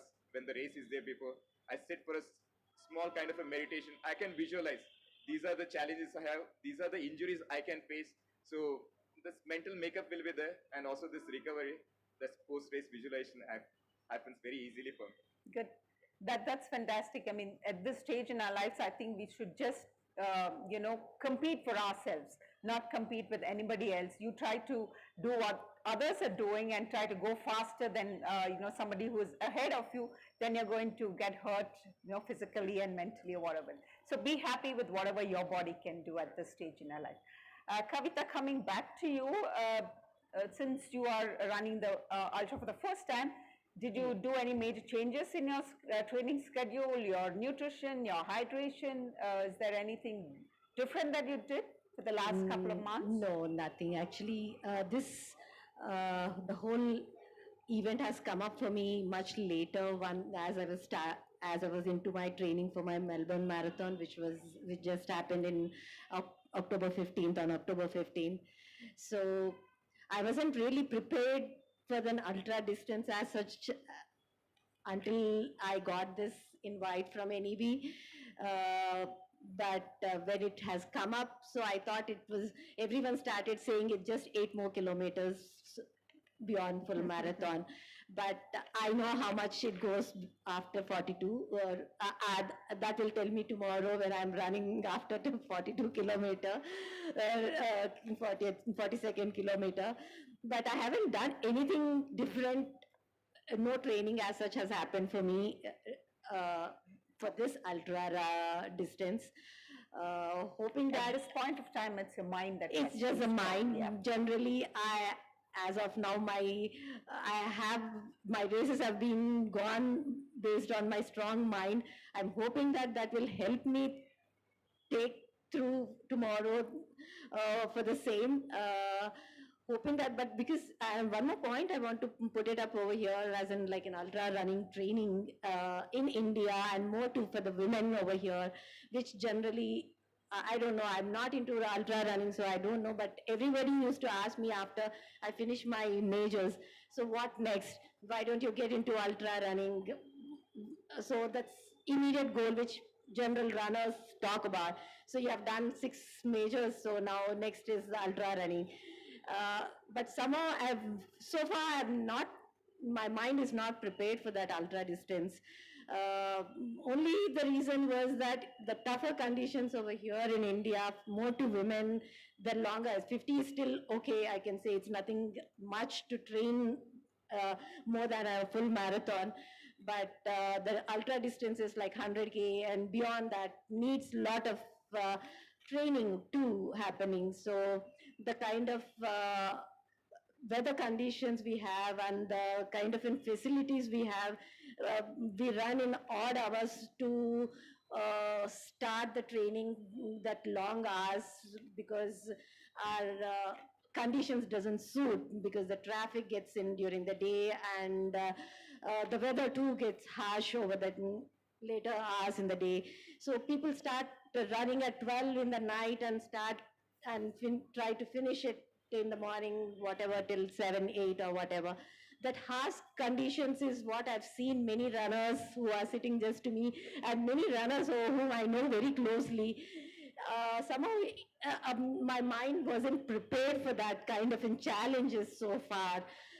So this is the first time when I accepted because it's going to be a closed knit because it's still a loop run. So and 50 is still not a distance which I can't think of.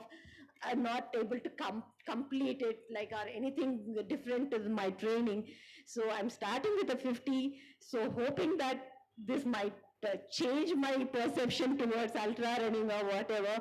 But I just want to give it as a challenge for myself and take it forward. But no different training as such I've done. So hoping that I'll give my best tomorrow, whatever I have in mind. Yeah. So wish you all the best and sure Thank you. Thank you so come much. out with flying colors and enjoy the race. yes, Yeah. that's the most You'll be running with important the thing. strongest in the world. So That's one more thing. So, see, being an amateur runner and coming over here in this big contingent, seeing all these runners is very intimidating for me. Sitting at, like, I can only tell myself, okay, it's okay. I have the age factor. I can always tell my friends saying that, okay, I'm 49 and the rest are all very young in front of me. So that's the only part which I will talk about it tomorrow when I talk with my friends. But no, that's not about it. But yes, looking at all these athletes coming all over from different countries, it's proud and also very intimidating for me. So I hope that I'll have my best for myself. I would say just enjoy yourself. Enjoy and, myself, yes. The Thanks. experience that you're going to be in. Thank you. Yeah. Mr. Nadeem, coming back to you. What are the future trends and developments planned in ultra running? Just to grow the sport, go to places where we have not gone before, organize championships, and get athletes excited about the sport of ultra running and how we can do it the best way we can across the globe. So the game plan, the mantra has still been the same, hasn't changed in the last decade or so, is to keep growing the sport in its popularity, getting more marathon runners to step into the ultra world. 50 kilometers, that distance. As you can see, a lot of fast marathoners, including India's team over here. And that was the goal, is to get the fast marathoners experience and taste a little bit of marathon like Kavita is doing as well. So that is going to be the future of the sport of ultra running, and how we can continue making this bigger and bigger and getting more into our fold. So simple plan, but very extensive plan. Yep. I think the sponsors and the organizing team in all the different countries is the most important thing. And that plays a very important role, I am thinking, because there are some countries, the organizing team is good, but the sponsors are not so big. So it comes back to that, if we can find sponsors like Aegis Federal Life Insurance all over the country and a team like NEB to put it together, I think the job would be much more easier for you all. So wish you guys all the best in, promoting ultra running in different parts of the country. Thank you, Reeth. And you can say that you didn't say it, I said it before, because you're not tooting your own horn, I tooted the horn for you. So okay. There you go. Thank you. Sunil, coming back to you, your advice for newcomers to the world of ultra running? That's actually, at this point of time, Reeth, a very valid question what you're asking. And I mean, I have been running for last 21 years now. And ultra running in India actually started from somewhere around 2010. If you recollect, like, RFL used to do the Bangalore Ultra. And of course, me and Sangeeta, we were the first people, who started running. Those days, we just had one ultra marathon in the country. I still recollect in 2016 and also in 2017 when we, NEB Sports, started 12-hour stadium runs and all. And Nagaraj Adiga and me, we used to sponsor athletes from all over the country to come and run our races. We used to pay for their flight, stay, everything, just come and run. That's how it was like, till even 2016, 2017. Of course, today we have so many ultra marathons happening all across the country. The point what I want to make over here is it also has certain disadvantages. For example, like, we know a lot of newcomers who have come into running, who have taken up running maybe in the past 1 year, 2 year. I know a lot of people, like, a lot of in the running community, like, they just want to do 1 or 2 half marathon, one full marathon, and the next they want to go into ultra. I mean, both Kavita and Vijay, like, of course, we have a veteran, not in terms of age, but in terms of experience, Nadeem. It's not the best of the scenes, like, I mean, so I always tell people, like, don't just because somebody else is doing, like, you don't want to. If you're comfortable doing a half marathon, stick to it. There's no need for you to even graduate to a full marathon. Like Kavita, for that matter, like, I mean, all these years she was very happy doing a full marathons and all. It's just that the opportunity came from 42.2 to 50K, like, that's the only reason she has agreed. I can bet even if it was 60K, she wouldn't have agreed. Okay, yeah. So if you're comfortable, like, she has been always comfortable, like, running a full marathon, it's fine. Like, there's no need for somebody to get into the ultras and all. Unfortunately, what is happening today is the youngsters, they just want to, I mean, I know so many of them, of course, Kavita also will agree, like, in the second year of running, they want to start ultra marathon. Why? Possibly because to be on the social media and show off, like, that you have run a 100K or whatever that ultra marathon distance is. That's the sad part of it. The sad part is, like, I mean, we senior runners, we see a lot of dropouts in terms of percentage. Like, they want to do a ultra marathon, and then the next few years is, like, they are sidelined with injuries, and or maybe, like, they are not motivated enough to continue that sport, and they again go back. So my sincere advice is, like, I mean, give it a time. It's not, maybe running the distance is not a big task, but in terms of, like, putting that discipline into running, putting that number of hours what you need, that's where the difficult part is.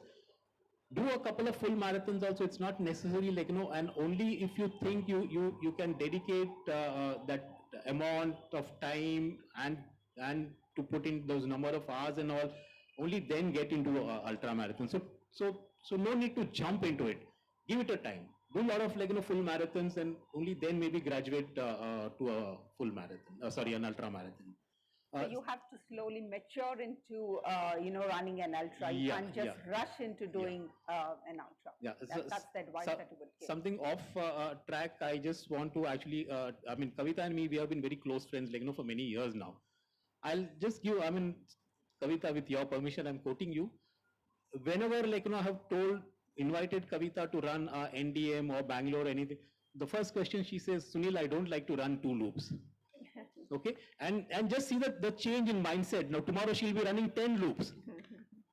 Because she's representing the country, so just see the positivity and change in mindset. Like, to run a full marathon in 2 loops, like, she always says, no, I don't like running in 2 loops.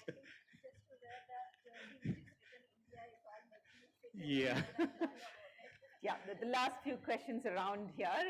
Vijay, whenever you speak about running and your training and your recovery, you're so passionate about it. So what do you want to tell those who make excuses, about not exercising and, always say, I have no time to exercise? What do you have to tell those people? I believe that energy and enthusiasm, like, it can create any kind of imagination. It can draw that kind of inspiration. So far, I'm successful in motivating from 4 to 6, 7 to 12 years, and all those 18 to 24 or 35, 45. So it's not been a challenge, but again, that motivation, level of motivation, the person who is inspiring them, so it should be on that level, and you should grab their imagination. So just understand and build that kind of a community around. So, but I can say that, like, with all the stadium runs across, so it's been a highly, like, the kind of shift we saw here in Hyderabad, it's like phenomenal. Like, in terms of ultra running, 2015 we hardly were number 10. Now there are more than 300 ultra runners we have in Hyderabad, and they're all running 6 hours, 12 hours. Especially the stadium runs has phenomenally actually brought all the runners, like non-runners to ultra runners, I can say that in the last 8 years, what I'm seeing here. So what I can say is, like, again, the exposure of bringing lot of events, and especially this closed kind of a running, which is like safety in terms, because runners expect some safety. And this is a festival, carnival, when you do the stadium runs, loops, and runners enjoy. And sometimes they don't aware of that they are going to run 6 hours, 12 hours. And somebody, like, we have a Hyderabad stadium run coming. So somebody asked me, like, last time they did 24 hours. Now I want to do it 12 hours. So never come to this, no, never. This is a, because for me, it's a level of self-esteem. Once I ran 100, so far after my 2015, I never said any events like, if anybody tells me to run 80 kilometers, no. My self-esteem, it's a pride, like only 3 digits, 100. If it is more than 100 only, I can train and I can manage for myself. The same thing, like, I can tell to the people, like it's a running is a self-esteem. So never give up on that. So make sure that, no, you graduate certainly. And that level of motivation is always there in the city here. I can see that, like, I can easily motivate here. So that is never an issue. But it's all about, again, the mindset, where they take care into this next level.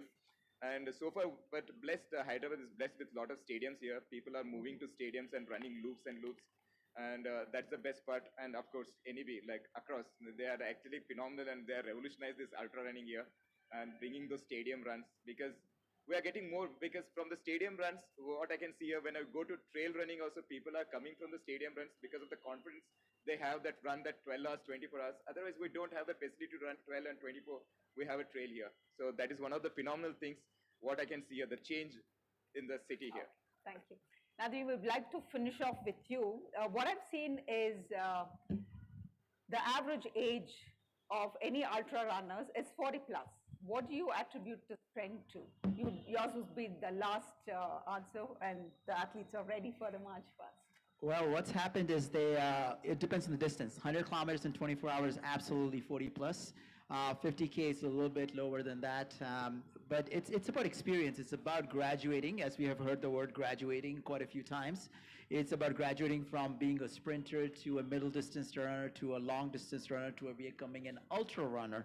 And that takes time and a few gray hairs, you know. So it's one of those process of learning through the walking the steps itself. And that's why we have this partnership with World Masters Athletics, that we can give our athletes an opportunity to run in that Masters event, which is 35 and above. So as we progress, you'll see athletes from all groups, but once we go into the 100K in 24 hours, absolutely, that's more of the 40 plus crowd.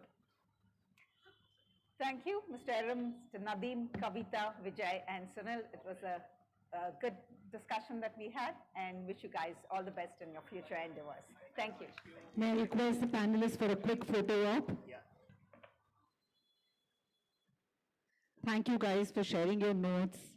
It's an amazing insight to know the work that goes in and the challenges that you all face in participating and in organizing.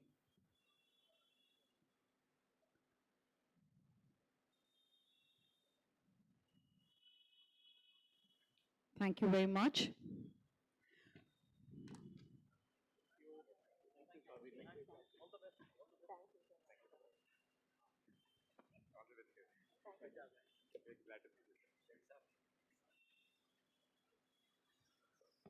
We are now set for the opening ceremony. The opening ceremony starts with the march past of all the teams who are participating in the World Championships. We will be going in the alphabetical order. The team will come in with a placard, work on the red carpet, and then come onto the stage for a photo op, and then move on for the next team to come behind them and take over. I will be calling out the names of the countries, and the teams can arrange themselves to make sure that you are here in the order.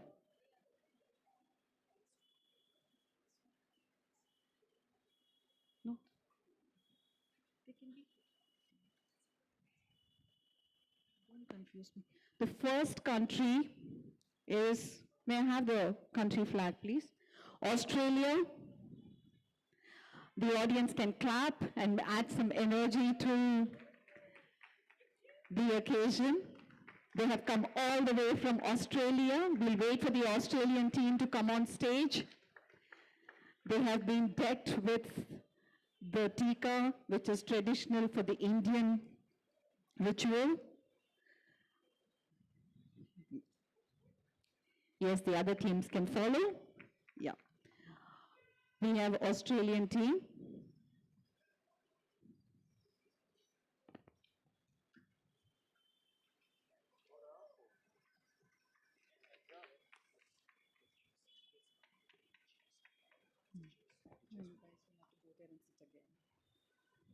Thank you very much. Next is Bosnia.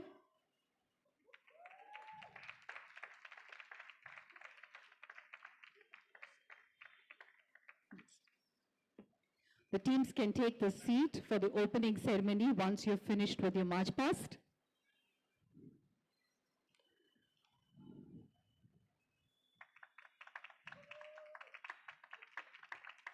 We have Davo from Bosnia, all the very best. Next is Canada. Heidi, Regina, and Emily from Canada. The smiles and the red.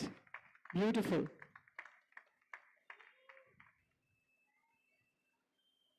We also have Scott from Canada.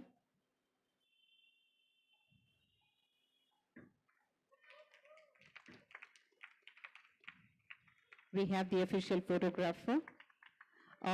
May I request you to stand in one line, please? One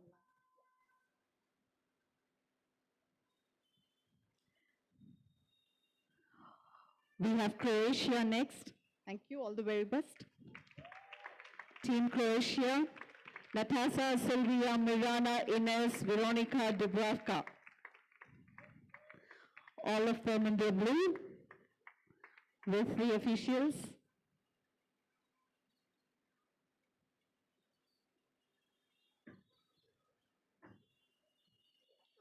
Looking radiant in the vermilion.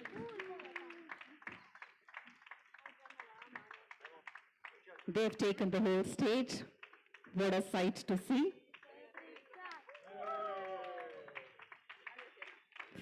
That's some energy they're building for themselves. Good luck, guys. Very nice, very, very nice.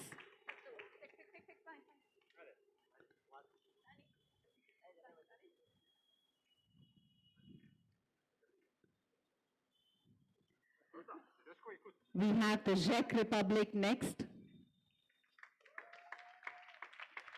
Radka and Petra, Jan and Carol.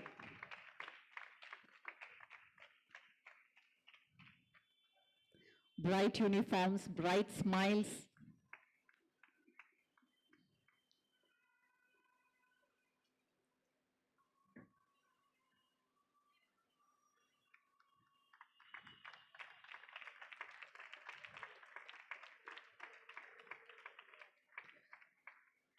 We have Denmark next. Thank you, all the very best. A lot of red uniforms, looks like.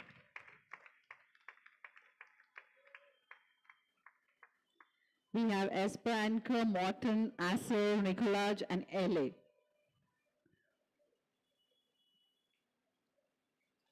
From Denmark.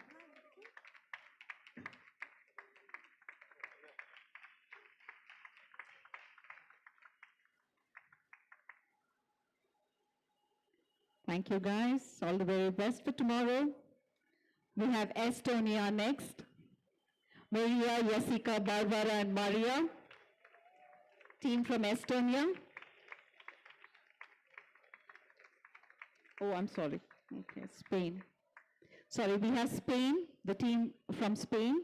I'm so sorry about that. Maria, Jessica, Barbara, Maria. Hossein, Alejandro, Shakib, Carlos, Jesus Angel, Alberto. I think the biggest team, we can safely say. That's Spain.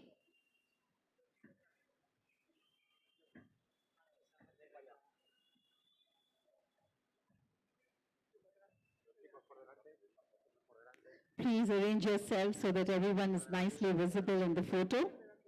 Maybe some of you can kneel in the front. Some of you can kneel in the front and form a line behind. Yes.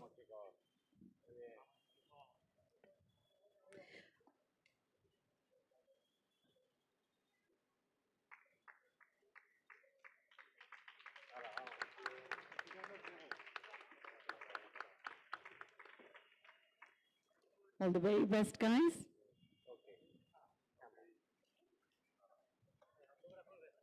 We have Roman from Estonia. Wow.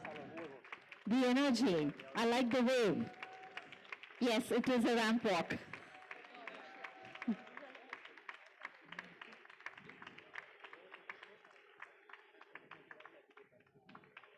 It was a fantastic experience, I guess, to represent a country. Yep. The brightest of the smiles. All the very best, Raman. Roman.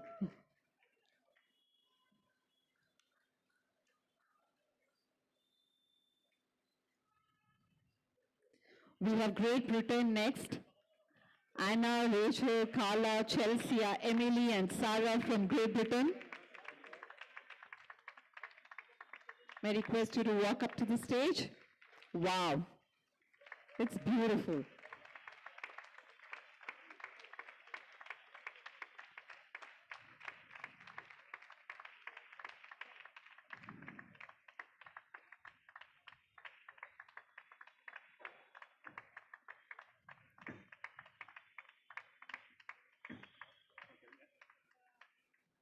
Fantastic. Please arrange yourselves so that everyone's visible in the photograph.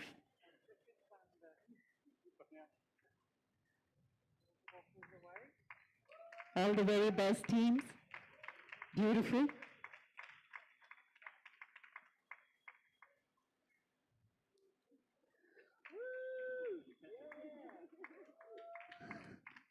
We have Germany, Andrew, Oliver, Andrew, William, Alex, and Daniel from Germany.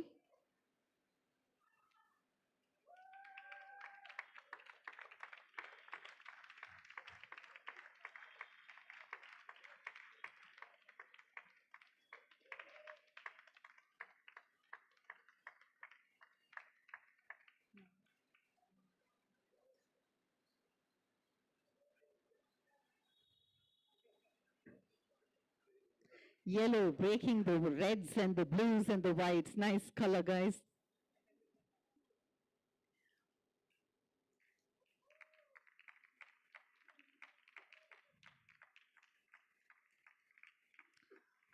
All the very best, Germany. We have Hungary next.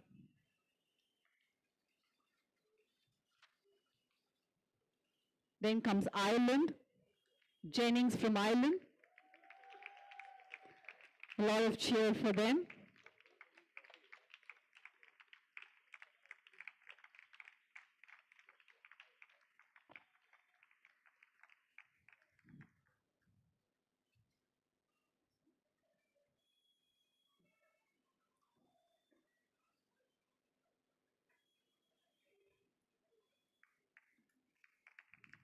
The one thing common across all teams, the bright smiles and the enthusiasm, excitement of tomorrow's championship.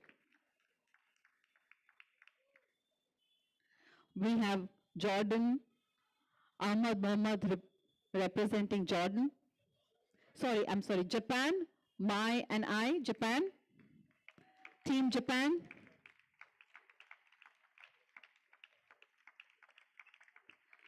Junpei, Hiroki, and the team.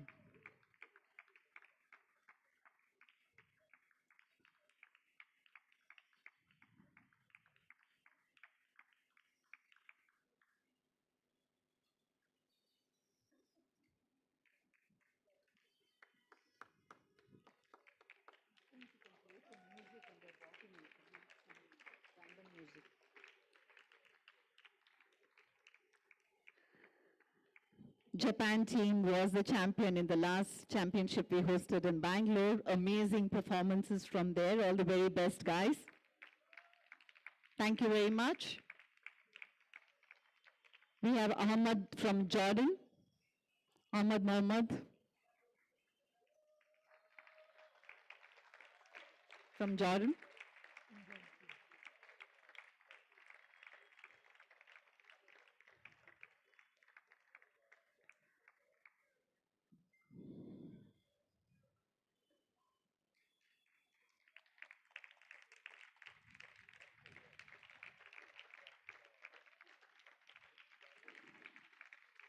Next comes Lithuania. Remigijus from Lithuania.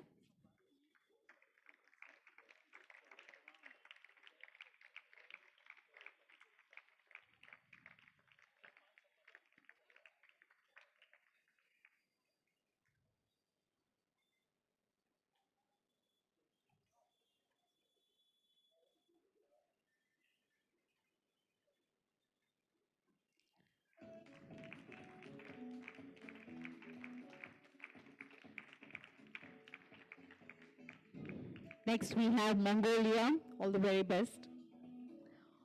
Team Mongolia, Dolgorma, Sarangua, Batırdin.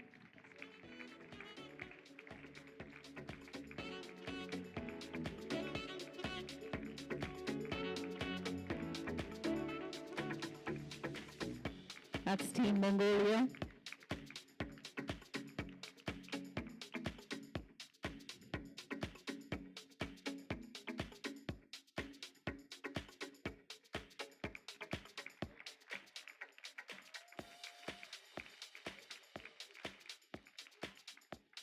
Next we have Norway, Abdul Aziz from Norway.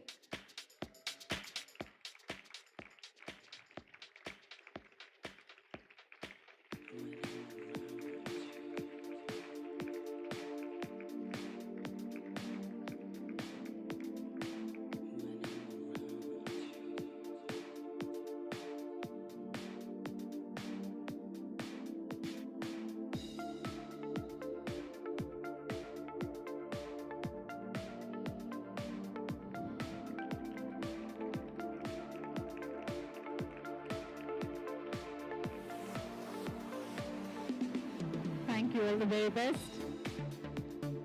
Next is a team from Poland, Darius and Dominika from Poland.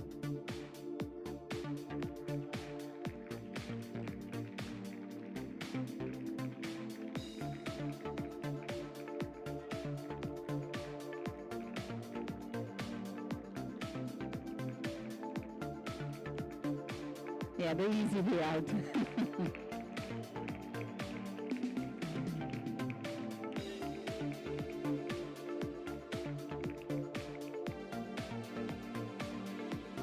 Next we have the team from South Africa, Republic of South Africa.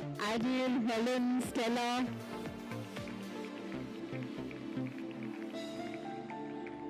Makos Azan, Galal Sang, Dane, Masala Kwe, Nikos Khana, Sikum Habizel, Sibab Verbe, Letsa C and Samuel.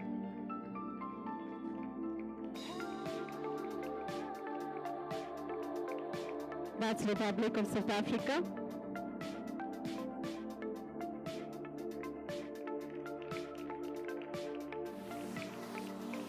Bright smiles.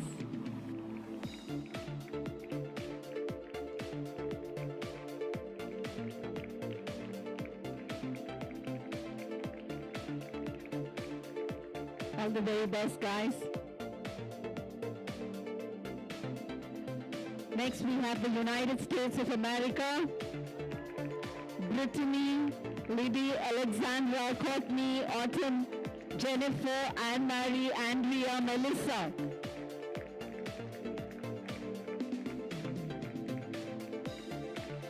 That's some energy.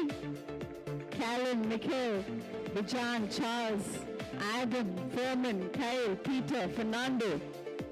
Wow, that's quite a contingent.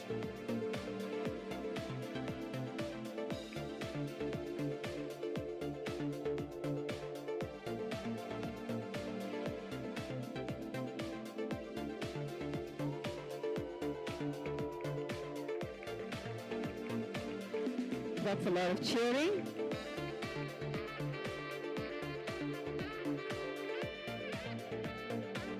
All the very best team. All the very best.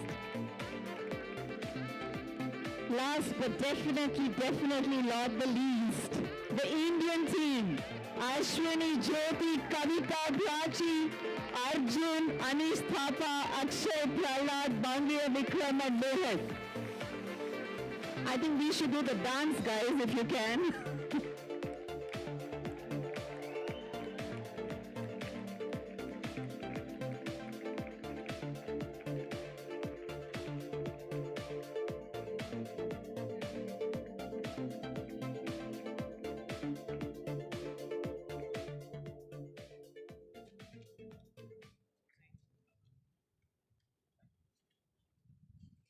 That's the Indian team.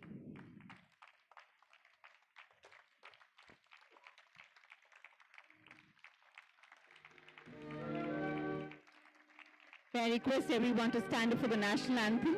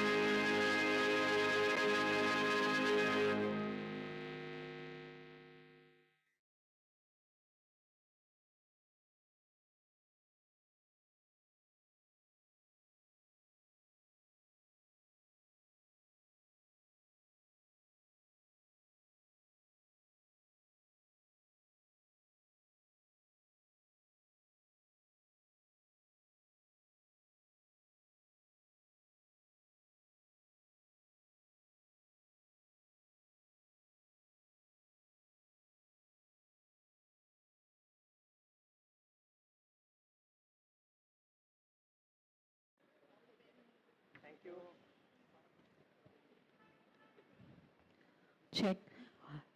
Let's do something before the welcome speech and everything else begins. We have all the teams here and you're looking bright and beautiful. We are so honored and privileged to have you. My request to you all is together on the count, when I say 3, 2, 1, all you have to do is cheer yourself with claps. And how do we do that? We do 1, 2, and then 1, 2, 3. Requesting all the teams to clap for yourselves on the count of 3, 2, 1.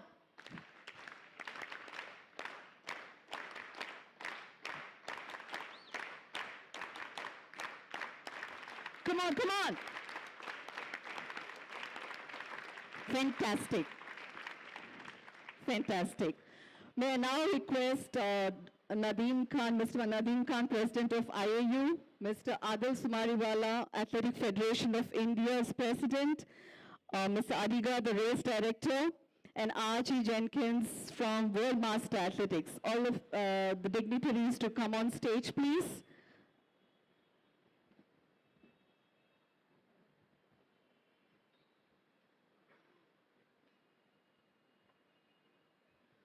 We also have the Deputy British High Commissioner, Mr. Garrett, who's come here to cheer the teams. So request you to please come and join us on the stage, sir.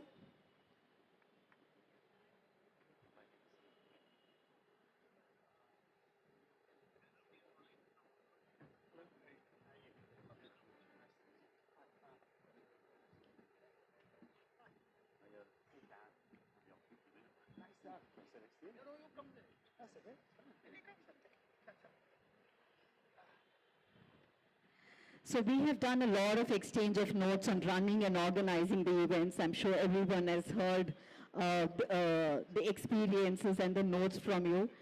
We have all the participants here. I request the dignitaries to just, wish them the best and give them any kind of notes that is useful for them tomorrow, and also share what your experience has been in this event so far.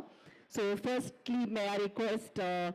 Adil Sumariwala from Athletic Federation of India to share his words to the gathering.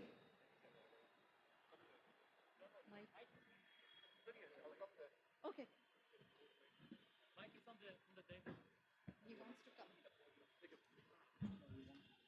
I think there's one here.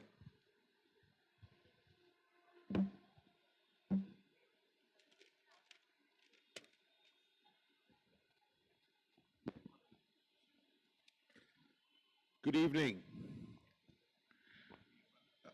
Athletes from various countries, different countries across the globe, welcome. President of IAU, Dr. Nadeem Khan, dear friend of mine, thank you for being with us.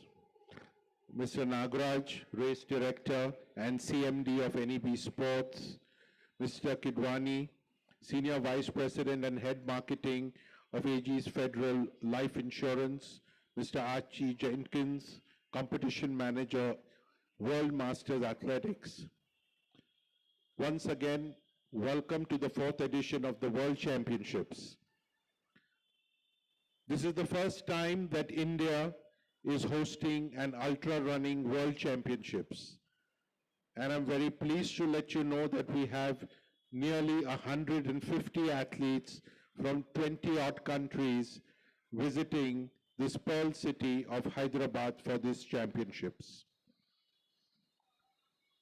Dr. Nadeem Khan, thank you for giving India the opportunity to host these championships in Hyderabad. However, this would not have been possible without Nagaraj Adiga and Reeth Abraham and his team at NEB who have organized these championships. Ultra running is at a very nascent stage in India, but rest assured that in the next 5 years, ultra running will become big. We are all working towards that goal. We've made a start. We've hosted 2 Asia Oceania Championships and now the 50K World Championships.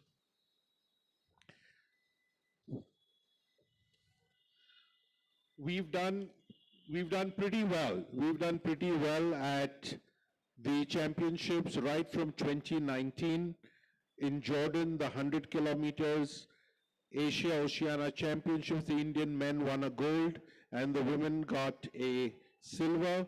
We repeated that performance at the 24-hour championships held in Bangalore at Kantivra Stadium in 21. And at the IAU Asian Oceania 100 kilometers championships this July, the Indian men won a silver medal.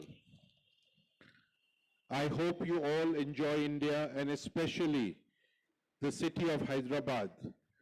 Please do not go home without eating its famous biryani. I wish you all the very best. Good luck and God bless.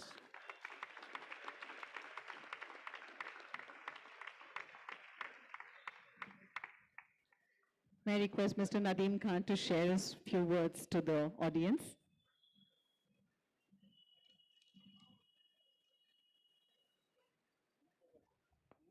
Good evening, ladies and gentlemen.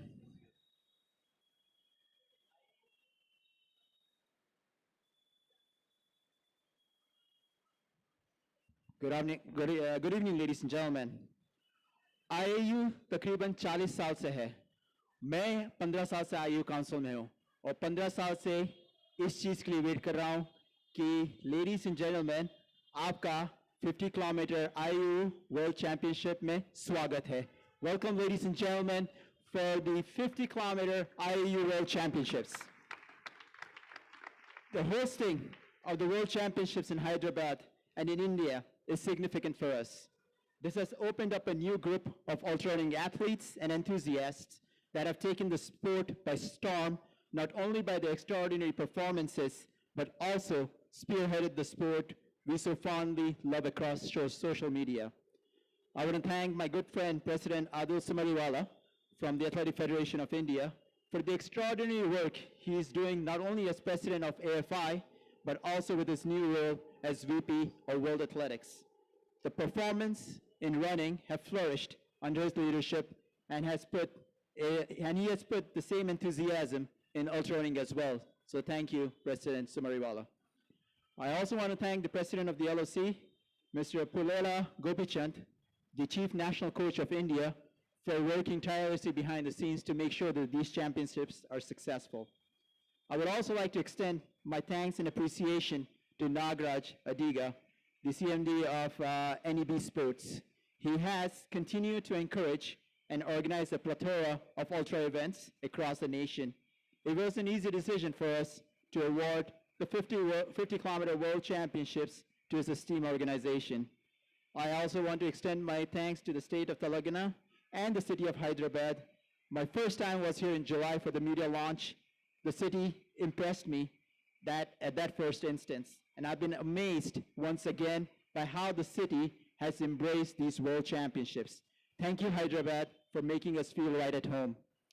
I also want to thank AGS Federal for their sponsorship, because without that, none of the races would have been possible, and also for our continued partnership with World Masters Athletics and Archie Jenkins, who represents the WMA over here. Want to thank all the volunteers who will work extremely hard over the next few days to make sure that no stone is left unturned in making these championships successful. Dear athletes, the months and years of hard work, the two-a-day trainings, the constant diet and exercise regimen, this is what it all boils down to. 150 kilometers at the pinnacle event of our sport, the World Championships. I know you'll make your countries proud as you embark on this journey tomorrow. It's your time to shine. Make every second count. Everyone, have a great race tomorrow. I'll cheer for all of you from the sidelines. Let's go out there and make history at the first ever World Championships here in India. All the best.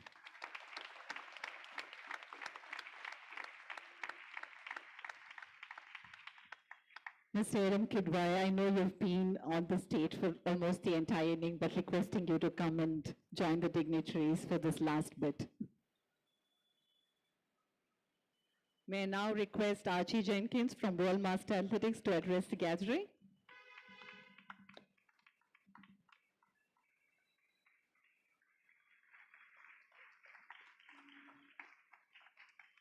Good evening.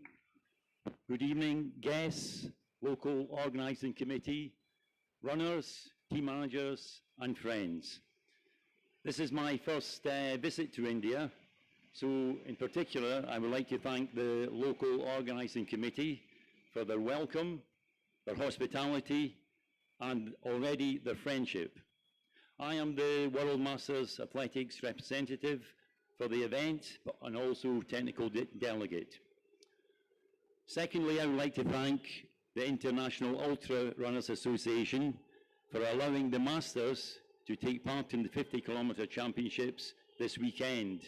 Not only this weekend, but in a month's time, some of us will be going to Taipei in Taiwan for the 24 hours. This allows the Masters Ultra fraternity the chance to compete internationally. If I may, and I apologize to the local organizers, if I may, can I just promote one Masters Athletics event? And this will be a sprint to the ultra runners.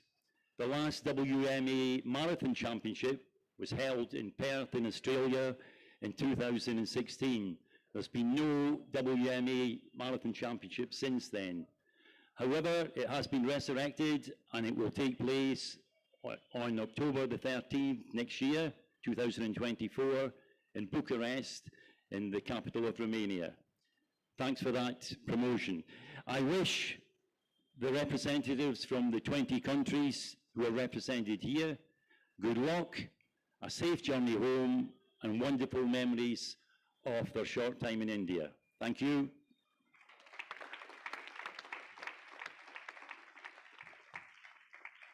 Thank you very much.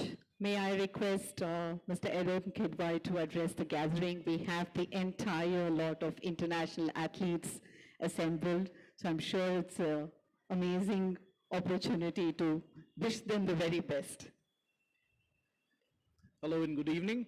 Thank you, Kaveri.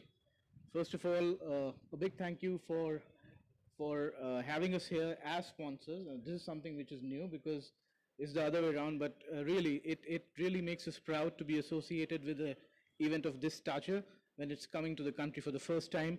So thank you very much, each and every one of you who has allowed us, this opportunity to sponsor such a prestigious event. Thank you very much.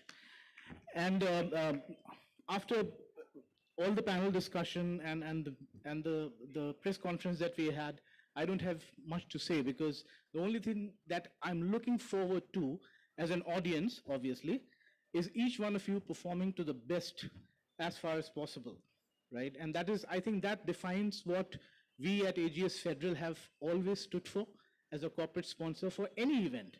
We are not worried about the results. What we want to do is promote the event from the grassroots level. And obviously this is an event of such high caliber and stature, but our intent is never ever to focus on results. It's always to keep on promoting and giving back to the society, giving back to the country, giving back to the various participating runners. And that's what we intend to do in the near future also, by the blessings of all of you. Thank you very much and all the best to all of you.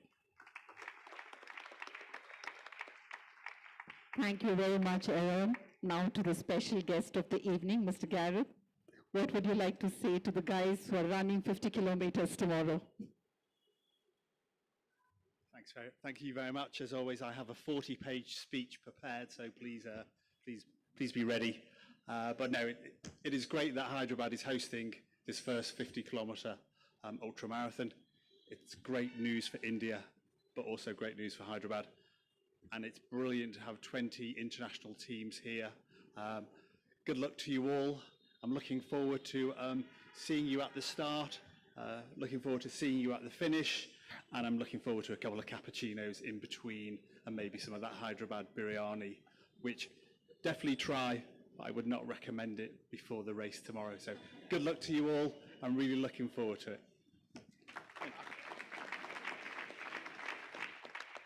Thank you. And now you got to hear the race director, right? So may I request Mr. Radiga to come onto the stage. And, this has been like a culmination of many months of efforts. So let's hear it from the man who made this happen. Good evening, ladies and gentlemen. It's a great pleasure to be hosting the 50K World Championship. To see so many teams coming forward in such a short period of time. We've, the first time in India. So thank you, Mr. Nadeem, and thank you, Mr. Adil, because of your encouragement.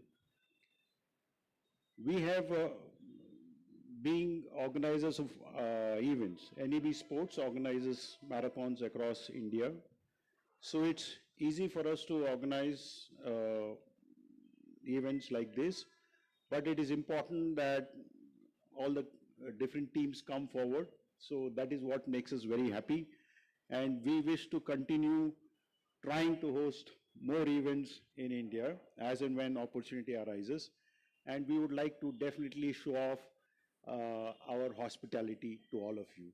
Wishing you all the best, do well, and I hope everybody is a winner. Like I keep saying, every finisher is a winner for us. Thank you.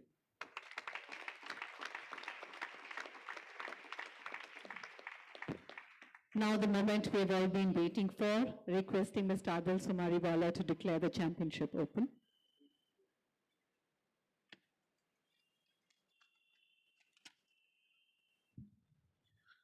I now declare the IAU 50K World Championships open.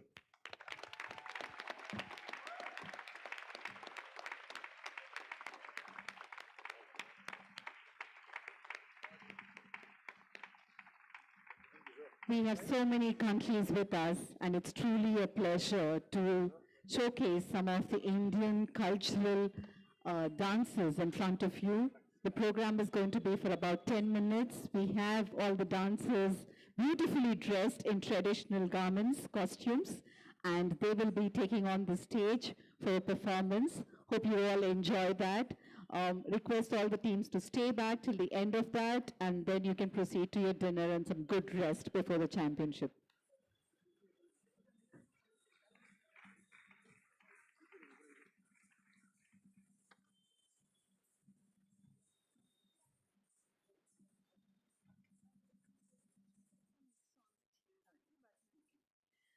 So, an intro to the performance to this evening.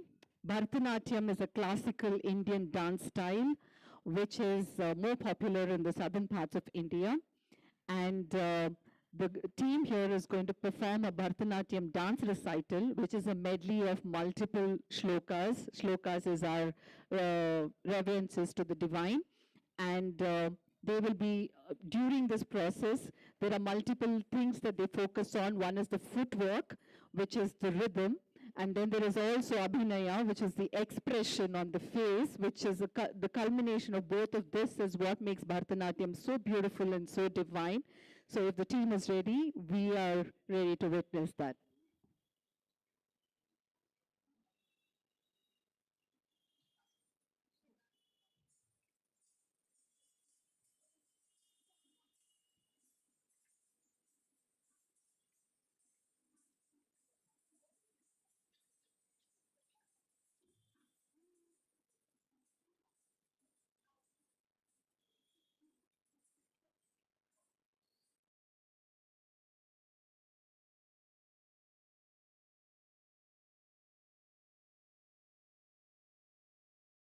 झम तज्झम तद्दित्ताम आम ताम ताम दित तरिकेट तकत झम तक झम तज्झम तद्दित्ताम आम ताम ताम दित तरिकेट तकत झम तक झम तज्झम तद्दित्ताम आम ताम ताम दित तरिकेट तकत झम तक झम तज्झम तद्दित्ताम आम ताम ताम दित तरिकेट तकत झम तक झम तज्झम तद्दित्ताम आम ताम ताम दित तरिकेट तकत झम तक झम तज्झम तद्दित्ताम आम ताम ताम दित तरिकेट तकत झम तक झम तज्झम तद्दित्ताम आम ताम ताम दित तरिकेट तकत झम तक झम तज्झम तद्दित्ताम आम ताम ताम दित तरिकेट तकत झम तक झम तज्झम तद्दित्ताम आम ताम ताम दित तरिकेट तकत झम तक झम तज्झम तद्दित्ताम आम ताम ताम दित तरिकेट तकत झम तक झम तज्झम तद्दित्ताम आम ताम ताम दित तरिकेट तकत झम तक झम तज्झम तद्दित्ताम आम ताम ताम दित तरिकेट तकत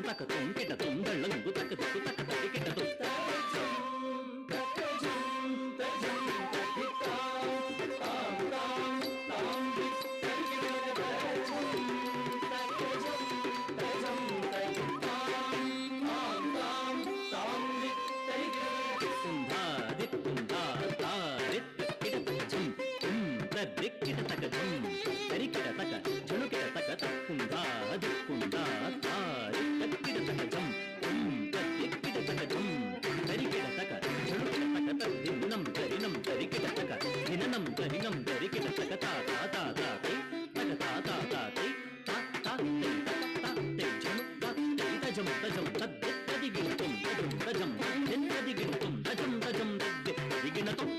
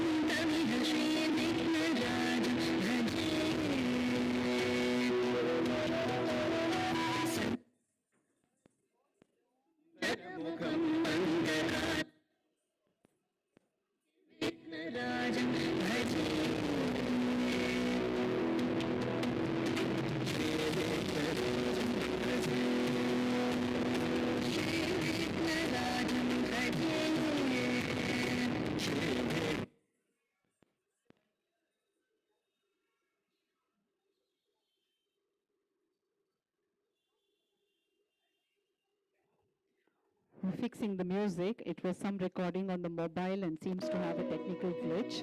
Just give us a moment. सन्ततमहं कुञ्जरमुखं शङ्करसुतं तमिह श्रीविघ्नराजं भजे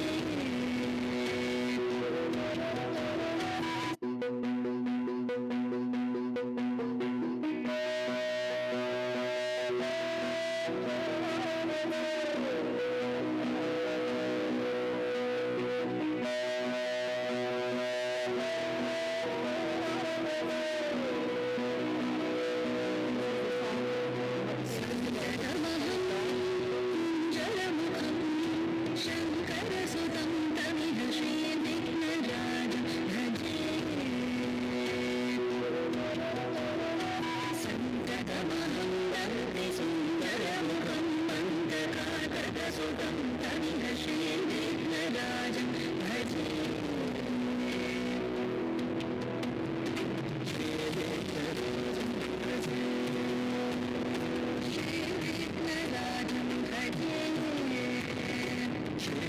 श्रीविघ्नराजं भजेऽहं भजेऽहं भजेऽहं भजे तमिह श्रीविघ्नराजं